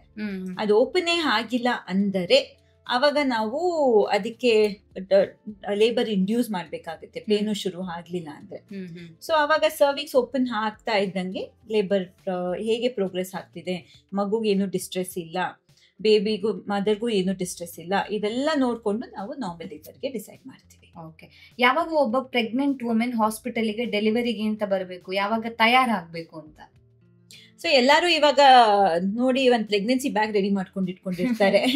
ಸೊ ಬಂದ್ ಕೇಳ್ತಾರೆ, ಡಾಕ್ಟರ್ ನನ್ ಪ್ರೆಗ್ನೆನ್ಸಿ ಬ್ಯಾಗ್ ಅಲ್ಲಿ ಏನ್ ಇಟ್ಕೊಬೇಕು ಅಂತ. ಸೊ ಇವಾಗ ಅದೊಂಥರ ಖುಷಿ, ಓ ಮಗುಗೆ ನಾನು ಏನ್ ತಗೊಬೇಕು. ಸೊ ಬೇಸಿಕ್ ಥಿಂಗ್ಸ್ ಇಟ್ಕೊಬೇಕು. ಒಂದು ಮಗುಗೆ ಒಂದ್ ಡೈಪರ್ ಇಟ್ಕೊಬೇಕು, ಒಂದ್ ಸೆಟ್ಟು. ಆಮೇಲೆ ಏನಾದ್ರೂ ಪ್ರಾಬ್ಲಮ್ ಆದ್ರೆ ಒಂದು ಸ್ಪೂನ್ ಇಟ್ಕೊಂಡಿರ್ಬೇಕು, ಮಗುಗೆ ಹಾಲು ಕುಡ್ಸೋದು ಪಲ್ಲರಿ ಇಟ್ಕೊಡ್ಲಿ. ಆಮೇಲೆ ಮಗುಗೆ ಬೇಕಾಗಿರೋ ಡ್ರೆಸ್ಸಸ್ ಆಪ್ಷನಲ್, ಅದು ಕವರ್ ಮಾಡಕ್ಕೆ ಬೇಕಾಗೋ ಸ್ವಾಡಲ್ ಕ್ಲಾತ್ಸು, ಇಲ್ಲ ಅಂದ್ರೆ ಬೇಸಿಕ್ ಥಿಂಗ್ಸ್ ಇಟ್ಕೊಂಡ್ರು ಸಾಕು. ಮತ್ತೆ ಮದರಿಗೆ ಬೇಕಾಗೋ ಥಿಂಗ್ಸ್ ಇಟ್ಕೊಬಹುದು. Okay okay. ಯಾವ ಟೈಮಲ್ಲಿ ಹಾಸ್ಪಿಟಲ್ಗೆ ಬರಲೇಬೇಕಾಗುತ್ತೆ ಅವರು ಅಂತ? ಸೊ ಅದೇ, ಸಪೋಸಿಂಗ್ ಪೇನ್ ಶುರು ಆಗಿ ತಿರ್ಗಾ ಬರುತ್ತೆ ಸಿಂಪ್ಟಮ್ಸ್, ನಾವು ಮೇನ್ ಏನ್ ಹೇಳೋದು pain abdomen, more than 3 contractions 10 minutes ಅಲ್ಲಿ, every contraction 10 to 20 seconds at least last ಆಗ್ತಿದೆ. ಅದು ನೀವು ಏನೇ ಪೊಸಿಷನ್ ಚೇಂಜ್ ಮಾಡಿದ್ರು ಆ ಪೇನ್ ಕಮ್ಮಿ ಆಗಲ್ಲ. ಬ್ಲೀಡಿಂಗ್ ಆಗ್ತಾ ಇದೆ, ಬ್ಲೀಡಿಂಗ್ ಕಂಟ್ರೋಲ್ ಅಲ್ಲಿ ಇಲ್ಲ. ನೀರು ಹೋಗ್ತಿದೆ, ವಾಟರ್ ಬ್ರೇಕ್ ಆಯ್ತು. 3 symptoms, ಮಗು ಮೂವ್ಮೆಂಟ್ ಕಮ್ಮಿ ಆಯ್ತು. ಟೈಮ್ ಹತ್ರ ಬಂದಾಗ ಡಾಕ್ಟರ್ ಹತ್ರ ಕನ್ಸಲ್ಟ್ ಮಾಡಿ ಹಾಸ್ಪಿಟಲ್ಗೆ ಹೋಗ್ಬೇಕು. ಓಕೆ. ಸೊ ಈ ಎಲ್ಲ ಸಿಂಪ್ಟಮ್ಸ್ ಬಂದಾಗ ಮನೇಲಿ ಕೂರ್ಬಾರ್ದು, ಹಾಸ್ಪಿಟಲ್ಗೆ ಹೋಗ್ಲೇಬೇಕು. ಹೌದು ಹೌದು. ಬೇರೆ ಈಗ ಸಿಂಪ್ಟಮ್ಸ್ ಅಲ್ಲಿ ಕೆಲವೊಂದಿಷ್ಟು ಸಿಂಪ್ಟಮ್ಸ್ ಬಂದ್ರೆ ಸ್ವಲ್ಪ ಡೇಂಜರ್ ಆ ತರ ಏನಾದ್ರು ಇದೆಯಾ? ಬ್ಲೀಡಿಂಗ್ ಅಲ್ಲಿ ಜಾಸ್ತಿ ಬ್ಲೀಡಿಂಗ್ ಆದ್ರೆ ಸೊ ಫಸ್ಟ್ ನೋಡ್ತೀವಿ. ಫಸ್ಟ್ ಬ್ಲೀಡಿಂಗ್ ಜಾಸ್ತಿ ಹೋಗ್ಬಿಟ್ರೆ ಅವಾಗ ಏನಾದ್ರು ಪ್ಲಸೆಂಟಾ ಅಂತೀವಲ್ಲ, ಯಾವ್ದು ಮಗುಗೆ ಮತ್ತೆ ತಾಯಿ ಮಧ್ಯ ಬ್ಲಡ್ ನ ಟ್ರಾನ್ಸ್ಫರ್ ಮಾಡುತ್ತೆ, ಆ ಪ್ಲಸೆಂಟಾ ಕೆಳಗಿರಬಹುದು. ಸೊ ಇದಾದಾಗ ಬ್ಲೀಡಿಂಗ್ ಶುರು ಆಗುತ್ತೆ. ಬ್ಲೀಡಿಂಗ್ ಕಂಟ್ರೋಲ್ ಅಲ್ಲಿ ಇಲ್ಲ ಅಂದ್ರೆ ಡೆಲಿವರಿ ಪ್ಲಾನ್ ಮಾಡ್ಬೇಕಾಗುತ್ತೆ. ಯೂಶ್ಲಿ ಸಿಸೇರಿಯನ್ ಮಾಡ್ಬೇಕಾಗುತ್ತೆ ಪ್ಲಸೆಂಟಾ ಕೆಳಗಿದ್ರೆ. ಇಲ್ಲಾಂದ್ರೆ ಒಂದೊಂದ್ಸರಿ ಪ್ಲಸೆಂಟಾ ಗರ್ಭಕೋಶಕ್ಕೆ ಕಚ್ಕೊಂಡಿರುತ್ತೆ, ಈ ಕಡೆ ಮಗುಗೆ ಬ್ಲಡ್ ಫ್ಲೋ ಕೊಡ್ತಾ ಇರುತ್ತೆ. ಈ ಪ್ಲಸೆಂಟಾ ಗರ್ಭಕೋಶದಿಂದ ಸೆಪರೇಟ್ ಆದ್ರೆ ಅದನ್ನ ನಾವು ಅಬ್ರಪ್ಷಿಯೋ ಅಂತ ಕರಿತೀವಿ. ಸೊ ಇದಾದಾಗ ಕೂಡ ಮಗುಗೆ ಬ್ಲಡ್ ಫ್ಲೋ ಕಮ್ಮಿ ಆಗುತ್ತೆ, ಅವಾಗ ಅದು ಡೇಂಜರ್ ಆಗುತ್ತೆ. ಓಕೆ. ಸೊ ಆ ಟೈಮಲ್ಲಿ ಪ್ರೆಗ್ನೆಂಟ್ ವುಮೆನ್ ನೋಡ್ಬೇಕಾಗತ್ತ ತನ್ಗೆ ಎಷ್ಟು ಬ್ಲೀಡ್ ಆಗ್ತಿದೆ? ಹೌದು. ಪ್ರೆಗ್ನೆನ್ಸಿಲಿ ಎನಿ ಕೈಂಡ್ ಆಫ್ ಬ್ಲೀಡಿಂಗ್ ನ ನಾವು ಇಗ್ನೋರ್ ಮಾಡಬಾರ್ದು. ಅರ್ಲಿ ಪ್ರೆಗ್ನೆನ್ಸಿ ಆಗ್ಲಿ ಲೇಟ್ ಪ್ರೆಗ್ನೆನ್ಸಿ ಆಗ್ಲಿ ಕನ್ಸಲ್ಟ್ ಮಾಡಿ ಡಾಕ್ಟರ್ನ, ಫೈಂಡ್ ಔಟ್ ಮಾಡಿ ಏನಿಗೆ ಬ್ಲೀಡಿಂಗ್ ಆಗ್ತಾ ಇದೆ ಅಂತ. ಅದ್ರ ಪ್ರಕಾರ ನಾವು ಮ್ಯಾನೇಜ್ಮೆಂಟ್ ನ ಪ್ಲಾನ್ ಮಾಡ್ಕೊತೀವಿ. ಓಕೆ. ಈಗ ಸಿಂಗಲ್ ಬೇಬಿ ಇದ್ದಾಗ ಮತ್ತೆ ಟ್ವಿನ್ಸ್ ಬೇಬಿ ಇದ್ದಾಗ ಈ ಎರಡರ ಮಧ್ಯೆಯಲ್ಲಿ ಡಿಫ್ರೆನ್ಸ್ ಯಾವ ರೀತಿ ಏನಾದ್ರೂ ಇರುತ್ತಾ ಅಂತ? ಯಾಕಂದ್ರೆ ಈಗ ಲೇಬರ್ ಪೇನ್ ಬಂದಾಗ ನೀವು ಆಗ್ಲೇ ಹೇಳಿದ್ರಿ ಈ ತರ ಸ್ಪಾಟಿಂಗ್ ಆಗುತ್ತೆ, ಲೇಬರ್ ಪೇನ್ ಬರುತ್ತೆ, ಹೊಟ್ಟೆ ನೋವು ಆಗುತ್ತೆ ಅಂತ. ಸಿಂಪ್ಟಮ್ಸ್ ಅಲ್ಲಿ ಬೇರೆ ಇರುತ್ತಾ ಟ್ವಿನ್ ಮಕ್ಳು ಇದ್ದಾಗ ಅಥವಾ ಸಿಂಗಲ್ ಬೇಬಿ ಇದ್ದಾಗ ಅಂತ? ಟ್ವಿನ್ ಮಕ್ಕಳಲ್ಲಿ ಸಿಂಪ್ಟಮ್ಸ್ ಯೂಶಲಿ ಸಿಮಿಲರ್ ಇರುತ್ತೆ, ಬಟ್ ಒಂದೊಂದ್ಸರಿ ಪ್ರೀ ಟರ್ಮ್ ಡೆಲಿವರಿ ಚಾನ್ಸಸ್ ಜಾಸ್ತಿ ಆಗುತ್ತೆ. ಬೇಗ ಪೇನ್ ಶುರು ಆಗೋದು ಸುಮಾರು 34-35 weeks. ನಾರ್ಮಲಿ ನಾವು ಹೇಳೋದು 40 weeks ಕಂಪ್ಲೀಟ್ ಟರ್ಮ್. ಡಾಕ್ಟರ್ ನಿಮ್ಗೆ ಡೆಲಿವರಿ ಡೇಟ್ ಕೊಟ್ಟಿರ್ತಾರಲ್ಲ, ಅದು ನಾರ್ಮಲಿ 40 weeks. ಸೊ ಅದಕ್ಕೆ ಮುಂಚೆನೆ ಅರೌಂಡ್ 34-35 weeks ಬೇಗ ಲೇಬರ್ ಪೇನ್ ಶುರು ಆಗೋ ಚಾನ್ಸಸ್ ಇರುತ್ತೆ. ಆಮೇಲೆ ಇನ್ನೊಂದು ಲೇಬರ್ ಅಲ್ಲಿ ಏನ್ ಟ್ರಿಕಿ ಆಗುತ್ತೆ, ಮಗು ಯಾವ ತರ ಇದೆ, ತಲೆ ಕೆಳಗಿದ್ಯಾ ಇಲ್ಲ ಕಾಲ್ ಕೆಳಗಿದ್ಯಾ. ಸೊ ಯೂಶಲಿ ಫಸ್ಟ್ ಮಗುದು ತಲೆ ಕೆಳಗಿದ್ರೆ ನಾವು ನಾರ್ಮಲ್ ಡೆಲಿವರಿ ಮಾಡ್ಬೋದು ಅಂತ ಹೇಳ್ತೀವಿ. ಇಲ್ಲಾಂದ್ರೆ 2 ಮಗು ಅಡ್ಡ ಇದ್ರೆ ಇವೆಲ್ಲ ಚಾನ್ಸಸ್ ಜಾಸ್ತಿ ಇರುತ್ತೆ ಟ್ವಿನ್ಸ್ ಅಲ್ಲಿ. ಸೊ ಇದೆಲ್ಲ ನಾವು ಪ್ರೆಗ್ನೆನ್ಸಿ ಲೇಬರ್ಗೆ ಹೋಗಕ್ ಮುಂಚೆನೆ ಇದೆಲ್ಲ ನೋಡ್ಕೊಂಡಿರ್ತೀವಿ. ಯಾವ ಮಹಿಳೆಗೆ ಲೇಬರ್ ನಾರ್ಮಲ್ ಆಗಿ ಬಿಡ್ಬೋದು, ಯಾರಿಗೆ ಸಿಸೇರಿಯನ್ ಪ್ಲಾನ್ ಮಾಡ್ಬೇಕು, ಇದನ್ನ ನಾವು ಡಿಸ್ಕಸ್ ಮಾಡಿರ್ಬೇಕು ಪೇಷಂಟ್ ಜೊತೆ. ಸೊ ಅವರು ಪ್ರಿಪೇರ್ಡ್ ಇರ್ಬೇಕು, ಸರಿ ನಾನು ಟ್ವಿನ್ ಬೇಬಿಂಗ್ ಕ್ಯಾರಿ ಮಾಡ್ತಾ ಇದ್ದೀನಿ, ಸೊ ಅದಕ್ಕೆ ನಾನು ಲೇಬರ್ ಪೇನ್ ಬರೋದು ಒಂದೇ ತರ ಇರುತ್ತೆ, ಬಟ್ ಅದು ಕಾನ್ಸಿಕ್ವೆನ್ಸಸ್ ಬೇರೆ ತರ ಆಗುತ್ತೆ. ನಾರ್ಮಲ್ ಬಿಡ್ಬೋದಾ ಅಥವಾ ಡೈರೆಕ್ಟ್ ಆಗಿ ಸಿಸೇರಿಯನ್ ಇತ್ತು. ಓಕೆ. ಟ್ವಿನ್ ಬೇಬಿ ಇದ್ದಾಗ ನಾರ್ಮಲ್ ಡೆಲಿವರಿ ಆಗುವಂತ ಚಾನ್ಸಸ್ ಇರೋದಿಲ್ವಾ? ಅವರಿಗೆ ಸಿ ಸೆಕ್ಷನ್ ಮಾಡ್ಬೇಕಾಗತ್ತಾ, ಹೇಗೆ? ಸೊ ಟ್ವಿನ್ಸ್ 3 ತರ ಟ್ವಿನಿಂಗ್ ಇದೆ. ಒಂದು 2 ಕಂಪ್ಲೀಟ್ಲಿ ಡಿಫ್ರೆಂಟ್ ಎಂಟಿಟಿ ತರ ಇರುತ್ತೆ, ಅದಕ್ಕೆ 2 ಮಗು 2 ಪ್ಲಸೆಂಟಾ ಇರುತ್ತೆ. ಸೊ ಅದು ಅಂದ್ರೆ ಫಸ್ಟ್ ಯಾವ್ದು ಬೇಬಿ ಕೆಳಗಿದೆಯೋ ಅದು ತಲೆ ಕೆಳಗಿದ್ರೆ ನಾರ್ಮಲ್ ಡೆಲಿವರಿ ಆಗುತ್ತೆ. ಸೊ 2 ನಾರ್ಮಲ್ ಡೆಲಿವರಿ ಆಗುತ್ತೆ, ಆಗ ಚಾನ್ಸಸ್ ಇದೆ. ಓಕೆ. ಸೊ ಟ್ವಿನ್ಸ್ ಅಲ್ಲಿ ಒಂದೇನು ಅಂದ್ರೆ ಒಂದೇ ಸ್ಯಾಕ್ ಇರುತ್ತೆ, ಅದ್ರ ಒಳಗೆ 2 ಮಕ್ಳಿರುತ್ತೆ. ಸೊ ಆ ತರ ಪ್ರಾಬ್ಲಮ್ ಇದ್ದಾಗ ಆ ತರ ಕಾನ್ಸಿಕ್ವೆನ್ಸಸ್ ಇದನ್ನ ಮೋನೋ ಆಮ್ನಿಯೋಟಿಕ್ ಟ್ವಿನ್ಸ್ ಅಂತೀವಿ. ಸೊ ಈ ತರ ಇದ್ದಾಗ ರಿಸ್ಕ್ ಆಫ್ ಕಾಂಪ್ಲಿಕೇಶನ್ಸ್ ಡಿಫ್ರೆಂಟ್ ಇರುತ್ತೆ. ಸೊ ಅಂತದಿದ್ದಾಗ ಡೈರೆಕ್ಟ್ ಸಿಸೇರಿಯನ್ ಮಾಡ್ಬೇಕಾಗುತ್ತೆ. ಡಾಕ್ಟರ್, ನೀವು ಸಿಂಪ್ಟಮ್ಸ್ ಬಗ್ಗೆ ಆಗ್ಲೇ ಹೇಳಿದ್ರಿ ಮಾತಾಡ್ತಾ ಲೇಬರ್ ಪೇನ್ ಬರುತ್ತೆ ಅಂತ. ಸೊ ಎಲ್ರಿಗೂ ಲೇಬರ್ ಪೇನ್ ಬಂದೇ ಬರುತ್ತಾ ಕಂಪಲ್ಸರಿ? ನಾವ್ ವೇಟ್ ಮಾಡ್ಬೇಕು, ಬಟ್ ಒಂದೊಂದ್ಸರಿ ಪೋಸ್ಟ್ ಟರ್ಮ್ ಅಂತ ಒಂದ್ ಕಾನ್ಸೆಪ್ಟ್ ಇದೆ. ಎಲ್ಲಾರು ಡಾಕ್ಟರ್ಸ್ ನಿಮ್ಗೆ ಒಂದ್ ಡೇಟ್ ಕೊಟ್ಟಿರ್ತಾರೆ. ಸೊ ಅದು ಆದ್ಮೇಲೂನು ಆದ್ರೆ ಒಂದೊಂದ್ಸರಿ ಒಬ್ರೊಬ್ರು ಪೇನೇ ಬರಲ್ಲ ಡೆಲಿವರಿ ಡೇಟ್ ಆದ್ರೂ. ಸೊ ಪೋಸ್ಟ್ ಟರ್ಮ್ ಹೋಗುತ್ತೆ. ಸೊ ಪೋಸ್ಟ್ ಟರ್ಮ್ ಗತ್ತೆ ಅದ್ರದ್ದು ಓನ್ ಕಾಂಪ್ಲಿಕೇಶನ್ಸ್ ಇರುತ್ತೆ. ನಾವು ಇನ್ನ ಹುಷಾರಾಗಿ ನೋಡ್ಬೇಕು, ಏನಕ್ಕೆ ಪೇನ್ ಬರ್ತಾ ಇಲ್ಲ, ಮಗುದ್ ಪೊಸಿಷನ್ ಸರಿಗಿಲ್ವಾ, ಇಲ್ಲ ತಾಯಿದು ಸರ್ವಿಕ್ಸ್ ಸರಿಗಿಲ್ವಾ, ಕೆಳಗೆ ಸ್ಪೇಸ್ ಅಡಿಕ್ವೆಟ್ ಇದೆಯಾ, ಮಗು ಒಳಗಡೆ ಆಕ್ಟಿವ್ ಇದೆಯಾ, ಚೆನ್ನಾಗಿ ಗ್ರೋ ಆಗ್ತಿದ್ಯಾ, ಅದ್ರ ಸುತ್ತಲೂ ನೀರ್ ಚೆನ್ನಾಗಿದ್ಯಾ, ಮಗುಗ್ ಚೆನ್ನಾಗಿ ಬ್ಲಡ್ ಫ್ಲೋ ಆಗ್ತಿದ್ಯಾ. ಸೊ ಮಲ್ಟಿಪಲ್ ಥಿಂಗ್ಸ್ ನೋಡ್ಕೊಂಡು ನಾವು ಡಿಸೈಡ್ ಮಾಡ್ತೀವಿ ಕಂಟಿನ್ಯೂ ಮಾಡೋದ ಪ್ರೆಗ್ನೆನ್ಸಿನ, ಇಲ್ಲಾಂದ್ರೆ ಟ್ಯಾಬ್ಲೆಟ್ಸ್ ಇಂಜೆಕ್ಷನ್ಸ್ ಕೊಟ್ಟು ಲೇಬರ್ ಇಂಡ್ಯೂಸ್ ಮಾಡೋದಾ, ಇಲ್ಲ ಡೈರೆಕ್ಟ್ ಸಿಸೇರಿಯನ್ ತಗೊಳ್ಳೋದ ಅಂತ. ಓಕೆ. ಒಂದು ವೇಳೆ ಪೇನ್ ಬಂದಿಲ್ಲ ಅಂದ್ರೆ ಆ ಪೇನ್ ಬರ್ಸೋದಕ್ಕೆ ಏನ್ ಮಾಡ್ತೀರಾ? ಟ್ರೀಟ್ಮೆಂಟ್ ಆಪ್ಷನ್ಸ್ ಯಾವ ರೀತಿಯಾಗಿರುತ್ತೆ? ಸೊ ಪೇನ್ ಬಂದಿಲ್ಲ, ಮಗು ಆಕ್ಟಿವ್ ಇದೆ, ಎಲ್ಲಾ ಫ್ಯಾಕ್ಟರ್ಸ್ ಫೇವರಬಲ್ ಇದೆ ನಾರ್ಮಲ್ ಡೆಲಿವರಿಗೆ ಅಂದ್ರೆ ಲೇಬರ್ನ ಇಂಡ್ಯೂಸ್ ಮಾಡ್ತೀವಿ. ಸೊ ಡಿಫ್ರೆಂಟ್ ಟೈಪ್ಸ್ ಆಫ್ ಇದೆ ಲೇಬರ್ ಇಂಡ್ಯೂಸ್ ಮಾಡೋದಕ್ಕೆ. ಟ್ಯಾಬ್ಲೆಟ್ಸ್ ಇರ್ಬೋದು, ಇಂಜೆಕ್ಷನ್ಸ್ ಇರ್ಬೋದು, ಇಲ್ಲ ವೆಜೈನಲ್ ಜೆಲ್ಸ್ ಇರ್ಬೋದು. ಒಂದೊಂದ್ಸರಿ ಟ್ಯಾಬ್ಲೆಟ್ಸ್ ಬಾಯಿಂದ ಕೊಡ್ತೀವಿ, ಇಲ್ಲ ಕೆಳಗೆ ತಗೊಳಕ್ ಹೇಳ್ತೀವಿ, ಕೆಳಗೆ ಹಾಕ್ತಿವಿ. ಇಲ್ಲಾಂದ್ರೆ ಒಂದ್ಸರಿ ಜೆಲ್ಸ್ ಯೂಸ್ ಮಾಡ್ತೀವಿ. ಯೂಟ್ರಸ್ ಬೇಸಿಕಲಿ ಲೇಬರ್ ಅಂದ್ರೆ ಏನು, ಗರ್ಭಕೋಶದೊಳಗೆ ಮಗು ಇರುತ್ತೆ, ಆ ಗರ್ಭಕೋಶ ಕಂಪ್ರೆಸ್ ಆಗಿ ಪುಷ್ ಮಾಡುತ್ತೆ ಮಗುನ. ಸೊ ಆ ಪೇನ್ ಶುರುವಾಗೋದಂದ್ರೆ ಈ ಗರ್ಭಕೋಶ ಯಾವಾಗ ಕಂಪ್ರೆಸ್ ಆಗುತ್ತೋ ಆವಾಗ ಪೇನ್ ಶುರುವಾಗುತ್ತೆ. ಸೊ ಈ ಕಂಪ್ರೆಸ್ ಆಗೋದಕ್ಕೆ ಪ್ರಾಸ್ಟಾಗ್ಲಾಂಡಿನ್ಸ್ ಬೇಕು ಬಾಡಿಲಿ. ಸೊ ಆ ಪ್ರಾಸ್ಟಾಗ್ಲಾಂಡಿನ್ಸ್ ನ ಡಿಫ್ರೆಂಟ್ ರೂಟ್ಸ್ ಅಲ್ಲಿ ಕೊಡ್ತೀವಿ. ಸೊ ಜೆಲ್ಲಿಂದ ಆಗಿರ್ಬೋದು, ಇಲ್ಲ ಟ್ಯಾಬ್ಲೆಟ್ ಆಗಿರ್ಬೋದು, ಇಲ್ಲ ಇಂಜೆಕ್ಷನ್ ಆಗಿರ್ಬೋದು. ಇದು ಕೊಟ್ಟಾಗ ಯೂಟ್ರಸ್ ಕಾಂಟ್ರಾಕ್ಟ್ ಆಗಕ್ಕೆ ಶುರುವಾಗುತ್ತೆ, ಒಳಗಡೆ ಇರೋ ಮಗು ಕೆಳಗೆ ಡಿಸೆಂಟ್ ಆಗಿ ಡೆಲಿವರಿ ಆಗೋ ಚಾನ್ಸಸ್ ಇರುತ್ತೆ. ಒಂದ್ ವೇಳೆ ಇಷ್ಟೆಲ್ಲ ಮಾಡಿದ್ಮೇಲೂ ಈಗ ಜೆಲ್ ಹಾಕಿದ್ರಿ, ಇಂಜೆಕ್ಷನ್ ಕೊಟ್ರಿ ಅಥವಾ ಟ್ಯಾಬ್ಲೆಟ್ ಕೊಟ್ಮೇಲೂ ಕೂಡ ಪೇನ್ ಬರ್ದೇ ಇರುವಂತ ಚಾನ್ಸಸ್ ಇರುತ್ತೆ. ಆತರ ಕೇಸಸ್ ಗಳೇನಾದ್ರೂ ನೋಡಿದೀರಾ ನೀವು? ಇರುತ್ತೆ. ಒಂದೊಂದ್ಸರಿ ಎಷ್ಟೇ ನಾವು ಮೆಡಿಸಿನ್ ಕೊಟ್ರು ಪೇಷಂಟ್ ಲೇಬರ್ಗೆ ಹೋಗೋದೇ ಇಲ್ಲ, ಸ್ವಲ್ಪ ಪೇನ್ ಬರ್ತಾ ಇರುತ್ತೆ. ಇಲ್ಲ ತುಂಬಾ ಇದು ಹೇಗೆ ಅಂದ್ರೆ ಟ್ಯಾಬ್ಲೆಟ್ಸ್ ಕೊಡ್ತಾ ಇದೀವಿ ಅಂತ ಸುಮ್ಮನೆ ಕೊಡಕ್ ಆಗಲ್ಲ, ಮಗು ಇದೆ ಒಳಗಡೆ. ಸೊ ಆ ಯೂಟ್ರಸ್ ಒಳಗೆ ನಾವು ಹುಷಾರಾಗಿ ಮಗುನ್ ಮಾನಿಟರ್ ಮಾಡ್ಕೊಂಡು ಮೆಡಿಸಿನ್ಸ್ ಕೊಡ್ಬೇಕು ಏನೇ ಆದ್ರೂ. ಫೈನಲಿ ನಮ್ದು ಗೋಲ್ ಏನು, healthy mother healthy baby. So ಅದಕ್ಕೆ ನೋಡ್ತೀವಿ, ಎರಡು ಬ್ಯಾಲೆನ್ಸ್ ಮಾಡ್ಕೊಂಡು ಎಷ್ಟಾಗುತ್ತೋ ಮೆಡಿಸಿನ್ ಕೊಡ್ತೀವಿ, at the same time baby ಮತ್ತೆ ಮದರ್ನ ಮಾನಿಟರ್ ಮಾಡ್ತೀವಿ. ಅದು ಹಾಗೂ ತೀರಾ ಬರ್ಲಿಲ್ಲ ಪೇನು ಅಂದ್ರೆ ಇನ್ನ 1 or 2 days ಎಲ್ಲ ಆಕ್ಟಿವ್ ಆಗಿದ್ರೆ ವೇಟ್ ಮಾಡ್ತೀವಿ. ಇನ್ನೂ ಬರ್ಲಿಲ್ಲ ಅಂದ್ರೆ ಅವಾಗ ಸಿಸೇರಿಯನ್ ಮಾಡ್ಬೇಕಾಗುತ್ತೆ. ಓಕೆ. ಒಂದ್ ವೇಳೆ ಈಗ ಡಯಾಬಿಟಿಸ್ ಇತ್ತು ವುಮೆನ್ಗೆ, ಗೆಸ್ಟೇಷನಲ್ ಡಯಾಬಿಟಿಸ್ ಇತ್ತು ಅಂದಾಗ ಕೆಲವ್ರು ಹೇಳ್ತಾರೆ ಬೇಬಿ ತುಂಬಾ ಬೇಗ ಗ್ರೋತ್ ಆಗುತ್ತೆ, ವೇಟ್ ಜಾಸ್ತಿ ಇರುತ್ತೆ ಅಂತ. ಒಂದ್ ವೇಳೆ ಅಥವಾ ಬೇರೆ ಯಾವುದೋ ಒಂದು ಕಾರಣಕ್ಕೋಸ್ಕರದಿಂದ ಮಗುವಿನ ಬೆಳವಣಿಗೆ ಜಾಸ್ತಿ ಆಗಿದೆ, ವೇಟ್ ಜಾಸ್ತಿ ಇದೆ ಅಂದಾಗ ಅದು ಏನಾದ್ರೂ ಲೇಬರ್ ಪೇನಿಗೆ ಎಫೆಕ್ಟ್ ಆಗುತ್ತೆ ಅಥವಾ ಲೇಬರಿಗೆ ಎಫೆಕ್ಟ್ ಆಗುತ್ತೆ ಹೇಗೆ ಅಂತ? ಡೆಫಿನೆಟ್ಲಿ. ಸೊ ಎಲ್ಲಾ ತಾಯಿಗೂನು ಎಲ್ಲ ಮಗುಗೂನು ಅದ್ ಯಾವ ಪೊಸಿಷನ್ ಅಲ್ಲಿ ಇದೆ, ಒಂದು ವೇಟ್ ಇಂಪಾರ್ಟೆಂಟ್ ಆಗುತ್ತೆ. ವೇಟ್ ಜೊತೆ ತಲೆ ಕೆಳಗಿದ್ಯಾ, ಆಮೇಲೆ ಇನ್ನೇನಾದ್ರೂ ಕಾಂಪ್ಲಿಕೇಶನ್ಸ್ ಇದೆಯಾ, ಪ್ಲಸೆಂಟಾ ಎಲ್ಲ ಎಲ್ಲಿದೆ, ಆಮೇಲೆ ತಾಯಿಗೆ ಇನಫ್ ಸ್ಪೇಸ್ ಇದೆಯಾ ಕೆಳಗೆ ಅದು ಆಚೆ ಬರೋದಿಕ್ಕೆ. ಸೊ ಎಲ್ಲ ಫೇವರಬಲ್ ಇದ್ರೆ ನಾರ್ಮಲ್ ಆಗಿ ಟ್ರೈ ಮಾಡ್ಬೋದು. ಅಪ್ ಟು 4.5 kg ಬೇಬಿನೂ ನ್ಯಾಚುರಲ್ ಆಗಿ ಡೆಲಿವರ್ ಮಾಡ್ಬೋದು. ಬಟ್ ಬೇರೆ ಎಲ್ಲ ಫ್ಯಾಕ್ಟರ್ಸ್ ನಾರ್ಮಲ್ ಇರಬೇಕು, ಲೇಬರ್ ಆರಾಮಾಗಿ ಪ್ರೋಗ್ರೆಸ್ ಆಗಬೇಕು, ಬೇಬಿಲಿ ಏನು ಡಿಸ್ಟ್ರೆಸ್ ಇರಬಾರ್ದು. ಸೊ ಮಲ್ಟಿಪಲ್ ಮಾನಿಟರಿಂಗ್ಸ್ ಆಗುತ್ತೆ ಅಟ್ ಎವ್ರಿ ಲೆವೆಲ್. ಸೊ ಯಾರೋ ಹೇಳ್ತಾರೆ ಲೇಬರ್ ಪೇನ್ ನ್ಯಾಚುರಲ್ ಆಗಿ ಸ್ಟಾರ್ಟ್ ಆಯ್ತು ಬಟ್ ನಾರ್ಮಲ್ ಡೆಲಿವರಿ ಮಾಡಲಿಲ್ಲ ಅಂತ. ಸೊ ನಾರ್ಮಲ್ ಡೆಲಿವರಿ ಎಲ್ಲ ಡಾಕ್ಟರು ಟ್ರೈ ಮಾಡ್ತಾರೆ.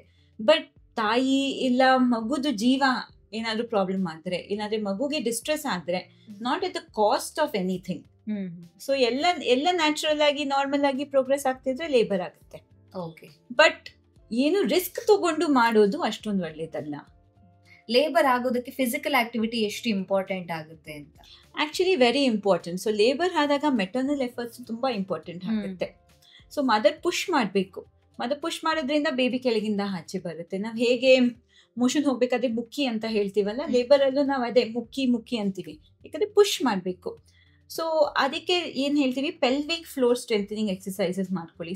ಸಿಂಪಲ್ ಲೈಕ್ ಸ್ಕ್ವಾಟ್ಸ್ ಮಾಡಿ, ಇಲ್ಲಾಂದ್ರೆ ಬಟರ್ಫ್ಲೈ ಎಕ್ಸಸೈಸಸ್ ಮಾಡಿ, ಇಲ್ಲ ಕೀಗಲ್ಸ್ ಎಕ್ಸಸೈಸಸ್ ಮಾಡಿ. ಇದೆಲ್ಲ ಒಂದು 7th 8th ಮಂತ್ ಆದ್ಮೇಲೆ ಸ್ಲೋ ಆಗಿ ಸ್ಟಾರ್ಟ್ ಮಾಡ್ಕೊಳ್ಳಿ. ಪ್ರೆಗ್ನೆನ್ಸಿ ಯೋಗ ಇದೆ, under a trained yoga specialist, ನೀವು ಯೋಗ ಕೂಡ ಮಾಡ್ಬೋದು, ಏನು ಕಾಂಪ್ಲಿಕೇಶನ್ ಇಲ್ಲ ಪ್ರೆಗ್ನೆನ್ಸಿಲಿ ಅಂದ್ರೆ. ಸೊ ಇದೆಲ್ಲ ಮಾಡೋದ್ರಿಂದ ಹೆಲ್ದಿಯಾಗಿ ಇರೋದ್ರಿಂದ ಪ್ರೆಗ್ನೆನ್ಸಿ ನಾರ್ಮಲ್ ಆಗಿ ಡೆಲಿವರಿ ಆಗೋ ಚಾನ್ಸಸ್ ಇರುತ್ತೆ. ಓಕೆ. ಅಂದ್ರೆ ಇಷ್ಟ ತನಕ ಅವ್ರು ಎಕ್ಸಸೈಸೇ ಮಾಡಿಲ್ಲ, ಪ್ರೆಗ್ನೆನ್ಸಿ ಟೈಮ್ ನಲ್ಲಿ ಸ್ಟಾರ್ಟ್ ಮಾಡಿದ್ರು ಅಂದ್ರೆ ಏನಾದ್ರು ವರ್ಕ್ ಆಗುತ್ತಾ ಅಂತ? ನೋ, ಅದೇ ಹೇಳ್ತೀನಿ, ಪ್ರೆಗ್ನೆನ್ಸಿ ಏನು ಹೊಸ ಸ್ಟಾರ್ಟ್ ಮಾಡ್ಕೊಂಬೇಡಿ ಅಂತ. ಅಂದ್ರೆ ಮುಂಚೆ ಏನು ಮಾಡ್ತಿರ್ಲಿಲ್ಲ, ಪ್ರೆಗ್ನೆಂಟ್ ಆದ್ಮೇಲೆ ಸ್ವಲ್ಪ ಹೆಲ್ತ್ ಕಾನ್ಶಿಯಸ್ ಆದ್ರು, ಡಾಕ್ಟರ್ ಹೇಳಿದ್ರು ಯೋಗ ಮಾಡ್ಬೇಕು ಅಥವಾ ವ್ಯಾಯಾಮ ಮಾಡ್ಬೇಕು ಅಂತ, ಆಮೇಲೆ ಸ್ಟಾರ್ಟ್ ಮಾಡ್ಬೇಕು. ಪ್ರೆಗ್ನೆನ್ಸಿ ಯೋಗದಲ್ಲಿ ಒಳ್ಳೆ ಯೋಗ ಟೀಚರ್ ಸಿಕ್ಕಿದ್ರೆ ನಿಮ್ಮನ್ನ ರೈಟ್ ಫ್ರಮ್ ಸ್ಕ್ರಾಚ್ ಏನು ಕಾಂಪ್ಲಿಕೇಟೆಡ್ ಅಕ್ರೋಬ್ಯಾಟಿಕ್ ಯೋಗ ಎಲ್ಲ ಮಾಡ್ಸಲ್ಲ. ಸಿಂಪಲ್ ಯೋಗ, ಸುಮ್ಮನೆ ನಿಮ್ ಕಾಲ್ಸ್ ಇಲ್ಲ ಸಿಂಪಲ್ ಸ್ಕ್ವಾಟ್ಸ್ ಮಾಡೋದು, ಟೆಕ್ನಿಕ್ ತುಂಬಾ ಇಂಪಾರ್ಟೆಂಟ್ ಆಗುತ್ತೆ. ಯಾರಾದ್ರೂ ಗೈಡೆನ್ಸ್ ಅಲ್ಲಿ ಮಾಡ್ಬೇಕು, ಸುಮ್ನೆ ನಾ ಏನೋ ಯೂಟ್ಯೂಬ್ ವಿಡಿಯೋ ನೋಡ್ಕೊಂಡು ಮಾಡೋದು ಒಳ್ಳೇದಲ್ಲ, ರಿಸ್ಕ್ ಆಗುತ್ತೆ. ಸೊ ಅಂಡರ್ ಟ್ರೈನ್ಡ್ ಸೂಪರ್ವಿಷನ್ ಮಾಡಿದ್ರೆ ನಿಮ್ದು ಯಾರು ನಿಮ್ ಬಾಡಿನ ಅರ್ಥ ಮಾಡ್ಕೊಂತಾರೆ, ನಿಮ್ ಪ್ರೀವಿಯಸ್ ಆಕ್ಟಿವಿಟೀಸ್ ನ ಅರ್ಥ ಮಾಡ್ಕೊಂತಾರೆ ಅಂತವ್ರು ಸ್ಮಾಲ್ ಯೋಗ ಥಿಂಗ್ಸ್ ಮಾಡ್ಕೊಬಹುದು. ಈಗ ಸಿಂಪಲ್ ಎಕ್ಸಸೈಸಸ್, ಈ ಬಟರ್ಫ್ಲೈ ಎಕ್ಸಸೈಸ್ ಎಲ್ಲ ಮಾಡಕ್ಕೆ ಜಾಸ್ತಿ ಏನಿದ್ದು ಬೇಕಾಗಲ್ಲ ಟ್ರೈನಿಂಗು. ಸೊ ಆ ತರ ಎಲ್ಲ ಶುರು ಮಾಡ್ಕೊಡಿ. ಇಲ್ಲಾಂದ್ರೆ ಸಿಂಪಲ್ ಆಗಿ ಕೆಳಗೆ ಚಕ್ಕಲ್ ಬಕ್ಕ ಹಾಕೊಂಡ್ ಮೇಲೆ ಇದ್ದಳದನ್ನು ಅದು ನಮ್ ಕೆಳಗೆ ನಮ್ಮ ಮಸಲ್ಸ್ ನ ಸ್ಟ್ರಾಂಗ್ ಮಾಡುತ್ತೆ. ಓಕೆ, ಸೊ ಫಿಸಿಕಲ್ ಆಕ್ಟಿವಿಟಿ ತುಂಬಾನೇ ಇಂಪಾರ್ಟೆಂಟ್ ಅಂತ. ಹೌದು. ಇನ್ನೇನ್ ಹೆರಿಗೆ ಹತ್ರ ಬಂತು ಅಥವಾ ಹೆರಿಗೆ ಪೇನ್ ಸ್ಟಾರ್ಟ್ ಆಯ್ತು ಅಥವಾ ಹಾಸ್ಪಿಟಲ್ಗೆ ಹೆರಿಗೆಗೆ ಅಂತ ಹೋಗಿದ್ದಾರೆ, ಆ ಟೈಮಲ್ಲಿ ವಾಕ್ ಮಾಡಿಸ್ತಾರೆ. ಯೂಶಲಿ ಫಿಲ್ಮ್ ಅಲ್ಲೆಲ್ಲ ತೋರಿಸ್ತಾರೆ, ಅಥವಾ ಕೆಲವೊಂದಿಷ್ಟು ಈಗಂತೂ ಸೋಷಿಯಲ್ ಮೀಡಿಯಾದಲ್ಲಿ ನಾವು ಹೆಚ್ಚಾಗಿ ನೋಡ್ತಾನೆ ಇರ್ತೀವಿ, ಡಾನ್ಸ್ ಮಾಡೋದು ನೋಡ್ತೀವಿ ಇನ್ಸ್ಟಾಗ್ರಾಮ್ ವಾಕ್ ಮಾಡೋದು, ಡಾನ್ಸ್ ಮಾಡೋದು. ಸೊ ಇದು ನಿಜವಾಗ್ಲೂ ಹೆಲ್ಪ್ ಆಗತ್ತಾ? ಆಸ್ ಎ ಡಾಕ್ಟರ್ ಆಗಿ ನೀವು ಅದನ್ನ ರೆಕಮೆಂಡ್ ಮಾಡ್ತೀರಾ ಅಂತ? ಮಾಡ್ಬೋದು. ಮದರ್ ಹೆಲ್ದಿ ಇರೋ ತನಕ ಏನಾದ್ರೂ ಮಾಡ್ಬೋದು. ಅವ್ರಿಗೆ ಅನ್ಸಿದ್ರೆ ಡಾನ್ಸ್ ಆದ್ರೂ ಮಾಡ್ಬೋದು. Obviously not at the cost of balance. ಎಲ್ಲ ಸ್ವಲ್ಪ ಡಿಫ್ರೆಂಟ್ ಇರುತ್ತೆ ಲೇಬರ್ ಅಲ್ಲಿ, ಪ್ರೆಗ್ನೆನ್ಸಿಲಿ. ಅದೆಲ್ಲ ಮಾನಿಟರ್ ಮಾಡ್ಕೊಂಡು ಅವ್ರಿಗೆ ಅರ್ಥ ಆಗಿ ಅವ್ರು ಹೇಗೆ ಮಾಡಿದ್ರೆ ಸೇಫ್ ಆಗಿ ಮಾಡ್ಬೋದು ಅಂದ್ರೆ ಡೆಫಿನೆಟ್ಲಿ ವಾಕಿಂಗ್ ಮಾಡಕ್ಕೆ ರೆಕಮೆಂಡ್ ಮಾಡ್ತೀವಿ. ಸಿಂಪಲ್. ಅದು ವಾಕಿಂಗ್ ಮಾಡಿದಾಗ ಗ್ರಾವಿಟಿ ಇಂದ ಮಗು ಕೆಳಗೆ ಬರುತ್ತೆ. ಸೊ ಎಷ್ಟಾಗುತ್ತೋ ಅವಾಗ ಲೇಬರಿಗೆ ಡೆಫಿನೆಟ್ಲಿ ಹೆಲ್ಪ್ ಆಗುತ್ತೆ. ಇನ್ಫ್ಯಾಕ್ಟ್ ಸಿಂಪಲ್ ವಾಕ್ಸ್ ಮಾಡಕ್ಕೆ ಹೇಳ್ತೀವಿ ಟುವರ್ಡ್ಸ್ ಲೇಟ್ ಪ್ರೆಗ್ನೆನ್ಸಿ. ಸೊ ಇದೆಲ್ಲ ನಾರ್ಮಲ್ ಲೇಬರ್ಗೆ ಹೆಲ್ಪ್ ಆಗುತ್ತೆ. ಅಂಡ್ ಮೋರೋವರ್ ಇನ್ನೊಂದು ಥಿಂಗ್ ಅಂದ್ರೆ, ಲೇಬರ್ ಶುರು ಆದ ತಕ್ಷಣ ಒಂದೇ ಸಮನೆ ಮಲಗಿದ್ರೆ ಏನೋ ನಂಗೆ ಜ್ವರ ಇದೆ, ನಂಗೆ ಏನೋ ಪ್ರಾಬ್ಲಮ್ ಇದೆ ಅನ್ಸುತ್ತೆ. ಎದ್ದು ಓಡಾಡ್ತಿದ್ರೆ ಆರಾಮಾಗಿದ್ರೆ ಚಾನ್ಸಸ್ ಚೆನ್ನಾಗಿದೆ. ಲೈಕ್ ಮುಂಚೆನೂ ಡಿಸ್ಕಸ್ ಮಾಡ್ದಂಗೆ ಮೆಂಟಲ್ ವೆಲ್ ಬೀಯಿಂಗ್ ಚೆನ್ನಾಗಿರುತ್ತೆ. ಮಾನಸಿಕ ಸ್ಥಿತಿ ಚೆನ್ನಾಗಿದ್ದಾಗ ಬಾಡಿನೂ ಹಂಗೆ ರಿಯಾಕ್ಟ್ ಮಾಡುತ್ತೆ. ಸೊ ಅವರು ಎಮೋಷನಲಿ ಸ್ಟ್ರಾಂಗ್ ಆಗಿರೋದು ಕೂಡ ತುಂಬಾ ಇಂಪಾರ್ಟೆಂಟ್ ಆಗಿರುತ್ತೆ. ಸೊ ಆ ಟೈಮಲ್ಲಿ ಕೌನ್ಸಿಲಿಂಗ್ ಏನಾದ್ರು ಬೇಕಾಗುತ್ತೆ? ಅವರಿಗೆ ಭಯ ಇರುತ್ತೆ. ಆ ಟೈಮಲ್ಲಿ ಕೌನ್ಸಿಲಿಂಗ್ ಗಿಂತ ಮುಂಚೆ ಕೌನ್ಸಿಲಿಂಗ್ ಒಳ್ಳೇದು. ಸೊ ಟುವರ್ಡ್ಸ್ ಲೇಟ್ ಪ್ರೆಗ್ನೆನ್ಸಿ ನಾವು ಯೂಶಲಿ ಕಳ್ಸ್ಕೊಡ್ತೀವಿ ಈ ಲೇಬರ್ ಕೌನ್ಸಿಲಿಂಗ್ ಹತ್ರ. ಸೊ ಹೇಗೆ ಲೇಬರ್ ಆಗುತ್ತೆ, ಯಾಕಂದ್ರೆ ತೀರಾ ಮೆಜಾರಿಟಿ ಆಫ್ ದೆಮ್ ಫಸ್ಟ್ ಇವಾಗ ಎಲ್ಲರೂ 1 ಮಗು 2 ಮಗುನೇ ಮಾಡ್ಕೊಳ್ಳೋದು. ಸೊ ಇದೇ ಫಸ್ಟ್ ಡೆಲಿವರಿ ಇಲ್ಲ ಸೆಕೆಂಡ್ ಡೆಲಿವರಿ ಇರುತ್ತೆ. ಸೊ ಫಸ್ಟ್ ಆಫ್ ಆಲ್ ನಾವ್ ಎಷ್ಟಾಗುತ್ತೋ ಎಜುಕೇಟ್ ಮಾಡ್ತೀವಿ. ಈ ತರ ಇರುತ್ತೆ ಲೇಬರು, ಈ ತರ ಪೇನ್ ಇರುತ್ತೆ, ಎಪಿಡ್ಯೂರಲ್ ತಗೊಬಹುದು ಪೇನ್ ಕಮ್ಮಿ ಆಗೋದಿಕ್ಕೆ. ಸೊ ಥ್ರೂ ಔಟ್ ಲೇಬರ್ ಆರಾಮಾಗಿ ಪೇನ್ಲೆಸ್ ಲೇಬರ್ ಎಕ್ಸ್ಪೀರಿಯನ್ಸ್ ಮಾಡ್ಬೋದು. ಸೊ ಇದ್ರದೆಲ್ಲ ಎಜುಕೇಶನ್ ಕೊಟ್ಟಂಗೆ ಆ ವುಮೆನ್ ಅದನ್ನ ಅರ್ಥ ಮಾಡ್ಕೊಂಡು ನಾವ್ ಏನ್ ಎಕ್ಸ್ಪೆಕ್ಟ್ ಮಾಡುತ್ತೆ, ಏನ್ ಆಗ್ತಿದೆ ಅಂತ ನಮಗೆ ಮುಂಚೆನೆ ಗೊತ್ತಿದ್ರೆ ಅದು ಬೆಟರು. ಅವಾಗ ವುಮೆನ್ ಇನ್ಫಾರ್ಮ್ ಡಿಸಿಷನ್ಸ್ ತಗೊಂಡು ನಾರ್ಮಲ್ ಲೇಬರ್ಗೆ ಚಾನ್ಸಸ್ ಜಾಸ್ತಿ. ಓಕೆ, ಈಗಂತೂ ಡೆಲಿವರಿ ಟೈಮ್ ಅಲ್ಲಿ ಪಾರ್ಟ್ನರ್ ಜೊತೆಗಿರ್ಬೇಕು ಅಂತ ತುಂಬಾ ಜನ ಮಹಿಳೆಯರು ಬಯಸ್ತಾರೆ. ಸೊ ಅದಕ್ಕೆ ಆ ರೀತಿ ಅಲೋ ಇದೆಯಾ? ಆ ತರ ಇಮೋಷನಲ್ ಸಪೋರ್ಟ್ ಹೌದು. Any time partner emotional support ಅಲ್ಲ, ಕೋ ಪೇರೆಂಟಿಂಗ್ ಬೇಕಾಗಿರುತ್ತೆ ಈಗ. ಸೊ ಅಂಡ್ ಎಲ್ಲರೂ ಈ ನಡುವೆ ಅಂತೂ ಎಷ್ಟೋ ಜನ ಹಸ್ಬೆಂಡ್ ಜೊತೆನೆ ಜಾಸ್ತಿ ಇದಿರ್ತಾರೆ. They are more comfortable with husbands around. So women agree ಮಾಡಿದ್ರೆ, ಆಮೇಲೆ ಒಂದೊಂದ್ಸರಿ ಹಸ್ಬೆಂಡ್ಸ್ ಬರಲ್ಲ, ಇಲ್ಲ ನಂಗೆ ಅದೆಲ್ಲ ನೋಡಕ್ ಭಯ ಅಂತ ಹೇಳ್ತಾರೆ. ಸೊ ಅವ್ರಿಬ್ರು ಕನ್ಸೆಂಟ್ ಕೊಟ್ರೆ ಪಾಸಿಬಲ್ ಇದೆ. ಅಂದ್ರೆ ಅವರು ಆ ಲೇಬರ್ ರೂಮಿಗೆ ಬರ್ಬಹುದು, ಲೇಬರ್ ರೂಮ್ಗೂ ಬರ್ಬೋದು, ಅವ್ರ ಜೊತೆ ಇದ್ದು ಸಾಂತ್ವನ ಹೇಳೋದು ಅಥವಾ through out the labour birth attendant ಇರ್ಬೋದು ಒಬ್ಬರ ಜೊತೆ. ಓಕೆ ಡಾಕ್ಟರ್, ಹೆರಿಗೆ ನೋವಿನಲ್ಲಿ ಸ್ಟೇಜಸ್ ಇರುತ್ತಾ? ಸೊ ಯಾವ ರೀತಿಯಾಗಿರುತ್ತೆ? ಫಸ್ಟ್ ಸ್ಟೇಜ್, ಸೆಕೆಂಡ್ ಸ್ಟೇಜ್ ಆ ತರ ಇರುತ್ತಾ? ನಾರ್ಮಲಿ ಲೇಬರ್ ಅಲ್ಲಿ 4 ಸ್ಟೇಜಸ್ ಇರುತ್ತೆ. ಒಂದು ಅರ್ಲಿ ಸ್ಟೇಜ್ ಆಫ್ ಲೇಬರ್, ಯಾವಾಗ ಲೇಬರ್ ಪೇನ್ ಶುರು ಆಗುತ್ತೆ ಅಲ್ಲಿಂದ ನಾನು ಹೇಳ್ದಂಗೆ ಸರ್ವಿಕ್ಸ್ ಇರುತ್ತೆ, ಮೌತ್ ಆಫ್ ದ ಯೂಟ್ರಸ್, ಅದು ಕಂಪ್ಲೀಟ್ಲಿ ಓಪನ್ ಆಗೋವರೆಗೂ ಅದು ಫಸ್ಟ್ ಸ್ಟೇಜ್ ಆಫ್ ಲೇಬರ್. ಇದರಲ್ಲಿ ಅರ್ಲಿ ಲೇಬರ್ ಮತ್ತೆ ಆಕ್ಟಿವ್ ಲೇಬರ್ ಇರುತ್ತೆ. ಯಾವಾಗ ಆಕ್ಟಿವ್ ಪೇನ್ ಶುರು ಆಗುತ್ತೋ ಅದನ್ನ ಆಕ್ಟಿವ್ ಲೇಬರ್ ಅಂತೀವಿ. ಆಮೇಲೆ ಯೂಟ್ರಸ್ ಕೆಳಗೆ ಮೌತ್ ಫುಲ್ ಓಪನ್ ಆದಾಗಿಂದ ಮಗು ಆಚೆ ಬರೋ ತನಕ ಅದನ್ನ ಸೆಕೆಂಡ್ ಸ್ಟೇಜ್ ಆಫ್ ಲೇಬರ್ ಅಂತೀವಿ. ಥರ್ಡ್ ಸ್ಟೇಜ್ ಆಫ್ ಲೇಬರ್ ಅಂದ್ರೆ ಯೂಟ್ರಸ್ ಮಗು ಆಚೆ ಬಂದ್ಮೇಲೆ ಪ್ಲಸೆಂಟಾ ಆಚೆ ಬರುತ್ತೆ, ಅದನ್ನ ಥರ್ಡ್ ಸ್ಟೇಜ್ ಆಫ್ ಲೇಬರ್ ಅಂತೀವಿ. Fourth stage of labour delivery ಆದ್ಮೇಲೆ ಫಸ್ಟ್ 24 hours ನ ಫೋರ್ತ್ ಸ್ಟೇಜ್ ಆಫ್ ಲೇಬರ್ ಅಂತೀವಿ. ಸೊ ಈ 4 ಸ್ಟೇಜ್ ಅಲ್ಲೂ ಮಾನಿಟರಿಂಗ್ ತುಂಬಾ ಇಂಪಾರ್ಟೆಂಟ್. ಯಾವಾಗಾದ್ರೂ ಬ್ಲೀಡಿಂಗ್ ಇದ್ರೆ ಜಾಸ್ತಿ ರಿಸ್ಕ್, ಒಂದೊಂದ್ಸರಿ ಮಗು ಆಚೆ ಬಂದ ಮೇಲೆ ಜಾಸ್ತಿ ಕಾಂಪ್ಲಿಕೇಶನ್ಸ್ ಆಗೋ ಚಾನ್ಸಸ್ ಇರುತ್ತೆ, ಜಾಸ್ತಿ ಬ್ಲೀಡಿಂಗ್ ಆಗ್ಬೋದು. ಸೊ ಅದನ್ನ ಮ್ಯಾನೇಜ್ ಮಾಡೋದಿಕ್ಕೂ ತುಂಬಾ ಇಂಪಾರ್ಟೆಂಟ್. ಯಾಕಂದ್ರೆ ಲೇಬರ್ ಮಗು ಆಚೆ ಬಂದ್ಮೇಲೆ 3 ಸ್ಟೆಪ್ಸ್ ಫಾಲೋ ಮಾಡ್ತೀವಿ. ಒಂದು ಡಿಲೇಡ್ ಕಾಟ್ ಕ್ಲಾಂಪಿಂಗ್. ಇಮಿಡಿಯೇಟ್ ಆಗಿ ನಾವು ಹೋಗಿ ಮಗು ಆಚೆ ಬಂದ ತಕ್ಷಣ ಆಕ್ಟಿವ್ ಇದ್ರೆ ಇಮಿಡಿಯೇಟ್ ಆಗಿ ಹೋಗಿ ಕಾಟ್ ಕಟ್ ಮಾಡಲ್ಲ, ಅದನ್ನ ವೇಟ್ ಮಾಡಿ ಎಷ್ಟು ಬ್ಲಡ್ ಹೋಗುತ್ತೋ ಹೋಗಕ್ ಬಿಟ್ಟು ಆಮೇಲೆ ಕಟ್ ಮಾಡ್ತೀವಿ. ಆಮೇಲೆ ಯೂಟ್ರಸ್ ನ ಮಸಾಜ್ ಮಾಡ್ತೀವಿ ಚೆನ್ನಾಗಿ. ಬೇಗ ಅದು ಯೂಟ್ರಸ್ ಎಷ್ಟು ದೊಡ್ಡದಾಗಿರುತ್ತೆ, ಮಗು ಸುಮಾರು ಇಷ್ಟಿದ್ರೆ ಇಷ್ಟು ದೊಡ್ಡದಾಗಿರುತ್ತೆ, ಅಷ್ಟಿಂದ ಇಷ್ಟ ಹಾಕ್ಬೇಕು. ಸೊ ಇಷ್ಟ ಆಗೋದಕ್ಕೆ ಮಸಾಜ್ ಮಾಡ್ತೀವಿ, ಮತ್ತೆ ಇಂಜೆಕ್ಷನ್ ಟ್ಯಾಬ್ಲೆಟ್ಸ್ ಕೊಡ್ತೀವಿ. So third stage of labour ತುಂಬಾ ಇಂಪಾರ್ಟೆಂಟ್ ಮಹಿಳೆಗೆ. ಸೊ ಅದನ್ನ ಸರಿಯಾಗಿ ಮ್ಯಾನೇಜ್ ಮಾಡಿಲ್ಲ ಅಂದ್ರೆ ಬ್ಲೀಡಿಂಗ್ ಜಾಸ್ತಿ ಆದ್ರೆ 20 ನಿಮಿಷದಲ್ಲಿ ಬಾಡಿಲಿರೋ ಬ್ಲಡ್ ಎಲ್ಲ ಆಚೆ ಹೋಗ್ಬಿಡ್ಬೋದು. ಸೊ ಅದು ತುಂಬಾ ಇಂಪಾರ್ಟೆಂಟ್ ಆಗುತ್ತೆ. ಓಕೆ, ಡೆಲಿವರಿ ಆದ್ಮೇಲೆ ನೀವು ಹೇಳಿದಾಗ ಈಗ ಕೆಲವರಿಗೆ ಹೆಚ್ಚು ಬ್ಲೀಡ್ ಆಗುತ್ತೆ, ರೀಸನ್ಸ್ ಏನಾದ್ರೂ ಇರುತ್ತಾ ಅದಕ್ಕೆ? ಮೋಸ್ಟ್ ಕಾಮನ್ ಯೂಟ್ರಸ್ ಕಾಂಟ್ರಾಕ್ಟ್ ಆಗಲ್ಲ, ಯೂಟ್ರಸ್ ತುಂಬಾ ದೊಡ್ಡದಿರುತ್ತೆ. ನಾವ್ ಹೇಳ್ತೀವಿ ಸುಮಾರು 1 ಮಿನಿಟ್ಗೆ 700 ml ಆಫ್ ಬ್ಲಡ್ ಹೋಗ್ತಾ ಇರುತ್ತೆ ಯೂಟ್ರಸ್ಗೆ. ನಮ್ಮ ಬಾಡಿಲಿ ಟೋಟಲಿ 5 ಲೀಟರ್ಸ್ ಇರುತ್ತೆ, ಪ್ರೆಗ್ನೆನ್ಸಿಲಿ 7 ಲೀಟರ್ಸ್ ಬ್ಲಡ್ ಆಗುತ್ತೆ. So almost 1/10 of the blood ಯೂಟ್ರಸ್ಗೆ ಹೋಗ್ತಾ ಇದೆ ಬಾಡಿಲಿ. So that is a lot. So ಹಂಗಿದ್ರೆ 10 minutes ಅಲ್ಲಿ ಎಲ್ಲಾ ಬ್ಲಡ್ ಆಚೆ ಬಂದಿರುತ್ತೆ, ಬ್ಲೀಡಿಂಗ್ ಸರಿ ಕಂಟ್ರೋಲ್ ಆಗ್ಲಿಲ್ಲ ಅಂದ್ರೆ. ಸೊ ಜೀವಕ್ಕೆ ಅಪಾಯ ಡೆಫಿನೆಟ್ಲಿ ಚಾನ್ಸಸ್ ಇರುತ್ತೆ. ಈ ಸ್ಟೇಜ್ ತುಂಬಾ ಪ್ರೆಷಿಯಸ್ ಸ್ಟೇಜ್, ತುಂಬಾ ಇಂಪಾರ್ಟೆಂಟ್ ಸ್ಟೇಜ್. ಸೊ ಅದನ್ನ ನಾವು ಸರಿಗೆ ಮ್ಯಾನೇಜ್ ಮಾಡ್ಬೇಕಾಗುತ್ತೆ. ಡಾಕ್ಟರ್, ಯಾವಾಗ ಒಂದು ವುಮೆನಿಗೆ ಸಿ ಸೆಕ್ಷನ್ ಮಾಡ್ಲೇಬೇಕಾಗುತ್ತೆ ಅಂಡ್ ನಾರ್ಮಲ್ ಡೆಲಿವರಿ ಆಗ್ಬೇಕು ಅಂತ ಹೇಳಿದ್ರೆ ಬಾಡಿ ಕಂಡೀಷನ್ ಯಾವ ರೀತಿ ಆಗಿರ್ಬೇಕು, ಸಪೋರ್ಟ್ ಯಾವ ರೀತಿ ಆಗಿರ್ಬೇಕು ಅಂತ? ಸೊ ನೀವ್ ಎರಡು ಬೇರೆ ಬೇರೆ ಕ್ವೆಶ್ಚನ್ ಕೇಳಿದ್ರೆ, ಫಸ್ಟ್ ಯಾವಾಗ ಸಿಸೇರಿಯನ್ ಮಾಡ್ಬೇಕಾಗುತ್ತೆ. ಸೊ ಮದರ್ಗೋಸ್ಕರ ಸಿಸೇರಿಯನ್ ಮಾಡೋದ್ ಬೇರೆ, ಬೇಬಿಗೋಸ್ಕರ ಸಿಸೇರಿಯನ್ ಮಾಡೋದ್ ಬೇರೆ. ಒಂದು ಯಾವಾಗ ಪ್ಲೆಸೆಂಟಾ ಕೆಳಗಿರುತ್ತೆ, ಸೊ ಅವಾಗ ಮಗು ಆಚೆ ಬರಕ್ಕಾಗಲ್ಲ, ಪ್ಲೆಸೆಂಟಾ ಇಂದ ಕೆಳಗೆ, ಸೊ ಅದಕ್ಕೆ ಮಾಡ್ಲೇಬೇಕು. ಇದನ್ನ ನಾವು ಪ್ಲೆಸೆಂಟಾ ಪ್ರೀವಿಯಾ ಅಂತೀವಿ. ಒಂದೊಂದ್ಸಾರಿ ಮಗು ಅಡ್ಡಡ್ಡ ಇರುತ್ತೆ, ಇಲ್ಲ ಫಸ್ಟ್ ಡೆಲಿವರಿ ಇದ್ದಾಗ ಹೆಡ್ ಕೆಳಗಿರಲ್ಲ, ಅದ್ರದ್ದು ಬ್ರೀಚ್ ಅಂತೀವಿ, ಕೆಳಗಿನ ಪಾರ್ಟ್ ಬಟಕ್ಸ್ ಕೆಳಗಿರುತ್ತೆ, ಅವಾಗ ಕೂಡ ಸಿಸೇರಿಯನ್ ಪ್ಲಾನ್ ಮಾಡ್ಕೊಬೇಕಾಗುತ್ತೆ. ಇಲ್ಲ ಟ್ರಾನ್ಸ್ವರ್ಸ್ ಲೈ ಇದ್ದಾಗ, ಇಲ್ಲ ಅಂದ್ರೆ ಮಗುಗೆ ತಾಯಿಗೆ ಪುಷ್ ಮಾಡಕ್ ಆಗಲ್ಲ ಅಂದ್ರೆ, ಏನಾದ್ರೂ ಹಾರ್ಟ್ ಪ್ರಾಬ್ಲಮ್ ಇಲ್ಲ ಮೇಜರ್ ಏನಾದ್ರೂ ಲಂಗ್ ಪ್ರಾಬ್ಲಮ್ ಇದ್ರೆ ಅವಾಗ ನಾವು ಸಿಸೇರಿಯನ್ ಮಾಡ್ಬೇಕಾಗುತ್ತೆ. ಅಥವಾ ಟ್ವಿನ್ಸ್ ಇದ್ದಾಗ ಫಸ್ಟ್ ಬೇಬಿ ಹೆಡ್ ಇಲ್ಲ ಅಂದ್ರೆ, ಹೆಡ್ ಕೆಳಗಿಲ್ಲ ಅಂದ್ರೆ ಅವಾಗ ಸಿಸೇರಿಯನ್ ಮಾಡ್ಬೇಕಾಗುತ್ತೆ. ಇಲ್ಲ ಕಂಜಾಯಿಂಟ್ ಟ್ವಿನ್ಸ್ ಇದ್ರೆ, ಇಲ್ಲ ಅಂದ್ರೆ ನಾನು ಹೇಳಿದ್ನಲ್ಲ ಒಂದೇ ಸ್ಯಾಕಲ್ಲಿ 2 ಮಗು ಇದ್ರೆ, ಇದೆಲ್ಲ ಇದ್ದಾಗ ಡೈರೆಕ್ಟ್ ಆಗಿ ಸಿಸೇರಿಯನ್ಗೆ ಹೇಳ್ತೀವಿ. ಇಲ್ಲ ಮುಂಚೆ ಒಂದೊಂದ್ಸರಿ ಸಿಸೇರಿಯನ್ ಆಗಿರುತ್ತೆ, ಅವಾಗ ಮುಂಚೆ ಸಿಸೇರಿಯನ್ ಆಗಿದ್ರು ನಾರ್ಮಲ್ ಡೆಲಿವರಿ ಚಾನ್ಸಸ್ ಇರುತ್ತೆ ಸೆಕೆಂಡ್ ಪ್ರೆಗ್ನೆನ್ಸಿಲಿ. ಬಟ್ ಮುಂಚೆ ಸಿಸೇರಿಯನ್ ಆಗಿ 4-5 ತಿಂಗಳಿಗೆ ಒಬ್ಬೊಬ್ರು ಪ್ರೆಗ್ನೆಂಟ್ ಆಗ್ತಾರೆ. ಸೊ ಅವಾಗ ಪ್ರೀವಿಯಸ್ ಸ್ಕಾರ್ ಇರುತ್ತೆ, ಅದು ರಪ್ಚರ್ ಆಗೋ ಚಾನ್ಸಸ್ ಇರುತ್ತೆ, ಆವಾಗ ನಾವು ಸಿಸೇರಿಯನ್ ಮಾಡ್ಬೇಕಾಗುತ್ತೆ. ಸೊ ಈ ರೀಸನ್ಸ್ ಈ ತರ ಇದ್ದಾಗ ನಾವು ಯೂಶಲಿ ಫಸ್ಟ್ ಸಿಸೇರಿಯನ್ಗೆ ಪ್ಲಾನ್ ಮಾಡ್ತೀವಿ. ಸೊ ನಾರ್ಮಲ್ ಡೆಲಿವರಿ ಆಗ್ಬೇಕು ಅಂದ್ರೆ ಬಾಡಿ ಕಂಡೀಷನ್ ಯಾವ ರೀತಿ ಆಗಿರ್ಬೇಕು ಅಂತ? ಸೊ ನಾವು ಡಿಸ್ಕಸ್ ಮಾಡ್ದಂಗೆ healthy pregnancy, healthy baby. So it starts pregnancy ಆಗಕ್ ಮುಂಚೆನೆ ಶುರು ಆಗುತ್ತೆ. ಫಸ್ಟ್ ನಾವು ನಮ್ಮ ಬಾಡಿನ ಕೇರ್ ತಗೋಬೇಕು, ಹೆಲ್ದಿ ಆಗಿ ತಿನ್ಬೇಕು, ಸ್ಟಾರ್ಟಿಂಗ್ ಇಂದ ನಾವ್ ಏನೇ ಮಾಡಿದ್ರು ಒಂದ್ ದಿವಸ ಮಾಡಿ ನಮ್ಗೆ ರಿಸಲ್ಟ್ ಕಾಣಿಸಲ್ಲ. ಸೊ ಪ್ರೆಗ್ನೆನ್ಸಿ ಆಗಕ್ ಮುಂಚೆಯಿಂದ ಶುರು ಆಗುತ್ತೆ. ಆಕ್ಟಿವ್ ಆಗಿರೋದು, ನಮ್ಮ ಮಸಲ್ಸ್ನೆಲ್ಲ ನೀಟಾಗಿ ಸ್ಟ್ರಾಂಗ್ ಮಾಡ್ಕೊಂಡು ಇಟ್ಕೊಂಡಿರೋದು, ಹೆಲ್ದಿಯಾಗಿ ತಿಂತಾ ಇರೋದು, ರೆಗ್ಯುಲರ್ ಎಕ್ಸರ್ಸೈಸ್ ಮಾಡೋದು, BP ಶುಗರ್ ಎಲ್ಲ ಕಂಟ್ರೋಲ್ ಅಲ್ಲಿ ಇಟ್ಕೊಂಡಿರೋದು, ಹಿಮೋಗ್ಲೋಬಿನ್ ಅಡಿಕ್ವೇಟ್ ಇಟ್ಕೊಂಡಿರೋದು, ಇದೆಲ್ಲ ಮಾಡಿ ಪ್ರೆಗ್ನೆನ್ಸಿಲೂ ಆಕ್ಟಿವ್ ಇರಬೇಕು. ಪ್ರೆಗ್ನೆನ್ಸಿ ಆಗಿದೆ ಅಂತ ಒಂದೇ ಕಡೆ ಕೂತಿರೋದು ಎಲ್ಲ ಇಲ್ಲ. ಮೆಂಟಲ್ ಸ್ಟೇಟ್ ಅಲ್ಲಿ ಮೋಸ್ಟ್ ಕಾಮನ್ ಅಂದ್ರೆ, ಮೋಸ್ಟ್ ಇಂಪಾರ್ಟೆಂಟ್ ಅಂದ್ರೆ ವುಮೆನ್ದು mental state. She has to be prepared. Okay, ನಂಗೆ ನಾರ್ಮಲ್ ಡೆಲಿವರಿ ಬೇಕು, ನಾನು ಆ ಪೇನ್ ತಡಿತೀನಿ. ಆಮೇಲೆ ಇನ್ಫಾರ್ಮ್ ಚಾಯ್ಸ್ ತಗೊಂಡು ಹೋದ್ರೆ ಡೆಫಿನೆಟ್ಲಿ ನಾರ್ಮಲ್ ಡೆಲಿವರಿ ಚಾನ್ಸಸ್ ಇರುತ್ತೆ. BP ವೇರಿಯೇಷನ್ ಆಯ್ತು ಅಂದ್ರೆ ಪ್ರಾಬ್ಲಮ್ ಆಗುತ್ತಾ? ಹೌದು, ಒಂದೊಂದ್ಸರಿ BP ಜಾಸ್ತಿ ಆದ್ರೆ ಪ್ರೆಗ್ನೆನ್ಸಿ ಫಿಟ್ ಸ್ಟಾರ್ಟ್ ಆಗುತ್ತೆ. ಓಕೆ, ಲೇಬರ್ ಟೈಮ್ ಅಲ್ಲೇ, ಲೇಬರಿಂಗ್ ಮುಂಚೆನೂ ಸ್ಟಾರ್ಟ್ ಆಗ್ಬೋದು, ಲೇಬರ್ ಟೈಮ್ ಅಲ್ಲೂ ಸ್ಟಾರ್ಟ್ ಆಗ್ಬೋದು. ಸೊ BP ಜಾಸ್ತಿ ಇದ್ರೆ ಇನ್ನ ಜಾಸ್ತಿ BP ಮಾನಿಟರಿಂಗ್, ಮೆಡಿಸಿನ್ಸ್ ಎಲ್ಲ ಕೊಟ್ಟು ನಾವು ಮಾನಿಟರ್ ಮಾಡ್ಬೇಕಾಗುತ್ತೆ. ಅಂದ್ರೆ ಅವರು ಭಯ ಪಡ್ಕೊಳ್ಳೋದ್ರಿಂದ ಅಥವಾ ಆಂಗ್ಸೈಟಿ ಅದರಿಂದಾಗೂ BP ಆಂಗ್ಸೈಟಿಯಿಂದ BP ಆಗೋದು ಫುಲ್ ಟೈಮ್ ಇರಲ್ಲ, ಅದು ತುಂಬಾ ಶಾರ್ಟ್ ಲಿವ್ಡ್ ಇರುತ್ತೆ. But most of the time ಪ್ರೆಗ್ನೆನ್ಸಿಲಿ BP ಜಾಸ್ತಿ ಆಗೋದಕ್ಕೆ ಬೇರೆ ರೀಸನ್, ಬೇರೆ ಕಾಸಸ್ ಇರುತ್ತೆ. ಸೊ ಆ ಕಾಸಸ್ ನಾವು ರೂಲ್ ಔಟ್ ಮಾಡಿ ಆಮೇಲೆ BP ನ ಮ್ಯಾನೇಜ್ ಮಾಡ್ಕೊಂಡು ಡಿಸೈಡ್ ಮಾಡ್ತೀವಿ. ಓಕೆ, ತುಂಬಾ ಜನ ಸಿ ಸೆಕ್ಷನ್ ಗಿಂತ ನಾರ್ಮಲ್ ಡೆಲಿವರಿನೇ ಬೇಕು ಅಂತ ಬಯಸ್ತಾರೆ.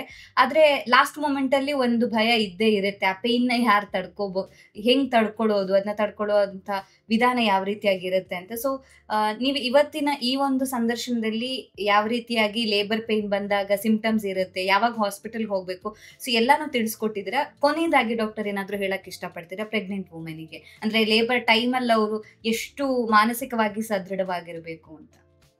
ಹೌದು, ಲೇಬರ್ ಪೇನ್ ಆಕ್ಚುಲಿ ಅಷ್ಟೊಂದು ಈಸಿ ಅಲ್ಲ. ಸೊ ನಾವು ಎಷ್ಟು ಬೇಗ ಎಷ್ಟು ಜಾಸ್ತಿ ತಿಳ್ಕೊಂಡಿರ್ತೀವಿ ಅಷ್ಟು ಒಳ್ಳೇದು. ಏನಾದರೂ ಡೌಟ್ ಇದ್ರೆ ನೀವು ಪ್ರೆಗ್ನೆಂಟ್ ಇದ್ದಾಗ ಈ ಗೂಗಲ್ ಬೇರೆ ಮೀನ್ಸ್ಗೆ ಹೋಗೋದಕ್ಕಿಂತ ನಿಮ್ಮ ಡಾಕ್ಟರ್ನ ಕೇಳಿ ನಿಮ್ಮ ಡೌಟ್ಸ್ನ ಕ್ಲಿಯರ್ ಮಾಡ್ಕೊಳ್ಳೋದು ಒಳ್ಳೇದು. ಸೊ ನಿಮಗೆ ವೆಲ್ ಇನ್ಫಾರ್ಮ್ಡ್ ಇದ್ರೆ ಏನು ಆಗುತ್ತೆ, ಪೇನ್ಲೆಸ್ ಲೇಬರ್ ಬಗ್ಗೆ ಕೇಳಿ ನಿಮ್ಮ ಡಾಕ್ಟರ್ನ. ಸಿಸೇರಿಯನ್ ಚಾನ್ಸ್ ಎಷ್ಟಿದೆ ನಿಮಗೆ, ನಿಮ್ಮ ಬೇಬಿ ಹೆಲ್ದಿ ಇದೆಯಾ, ನಿಮ್ಮ ಮಾನಿಟ್ರಿಂಗ್ ಯಾವ ಥರ ಆಗುತ್ತೆ, ಇದೆಲ್ಲ ಕೇಳಿಕೊಂಡು ಅದಾದಮೇಲೆ ನಿಮ್ಮ ಡೆಲಿವರಿನ ಪ್ಲ್ಯಾನ್ ಮಾಡ್ಕೊಳ್ಳಿ. Thank you so much ma'am. ನಮ್ಮ ಇವತ್ತಿನ ಕಾರ್ಯಕ್ರಮದಲ್ಲಿ ಹೆರಿಗೆ ನೋವು ಬಂತು ಅಂದ ತಕ್ಷಣ ಯಾವ ರೀತಿಯಾಗಿ ಅವರು ಪ್ರಿಕಾಷನ್ಸ್ ಅನ್ನು ತಗೋಬೇಕಾಗುತ್ತೆ, ಸೊ ಯಾವೆಲ್ಲ ಸಿಂಪ್ಟಮ್ಸ್ ಇದ್ದಾಗ ಹೆರಿಗೆ ನೋವು ಬಂದಿದೆ ಅಂತ ಅರ್ಥ, ಈ ಎಲ್ಲ ವಿಚಾರದ ಬಗ್ಗೆ ಹೆಚ್ಚಿನ ಮಾಹಿತಿನ ತಿಳಿಸ್ಕೊಟ್ಟಿದ್ದೀರಾ. Thank you. ನಮ್ಮ ಇವತ್ತಿನ ಕಾರ್ಯಕ್ರಮದಲ್ಲಿ ಲೇಬರ್ ಪೇನ್ ಬಗ್ಗೆ ಮತ್ತೆ ಚೈಲ್ಡ್ ಬರ್ತ್ ಬಗ್ಗೆ ಹೆಚ್ಚಿನ ಮಾಹಿತಿಯನ್ನು ಡಾಕ್ಟರ್ ನಮಗೆ ತಿಳಿಸ್ಕೊಟ್ಟಿದ್ದಾರೆ. ಆರೋಗ್ಯಕ್ಕೆ ಸಂಬಂಧಿಸಿದಂತ ಹೆಚ್ಚಿನ ವಿಡಿಯೋಗಳನ್ನ ನಮ್ಮ ವಿಜಯ ಕರ್ನಾಟಕ ಹೆಲ್ತ್ ಪೇಜ್ ನಲ್ಲಿ ನೀವು ನೋಡಬಹುದು.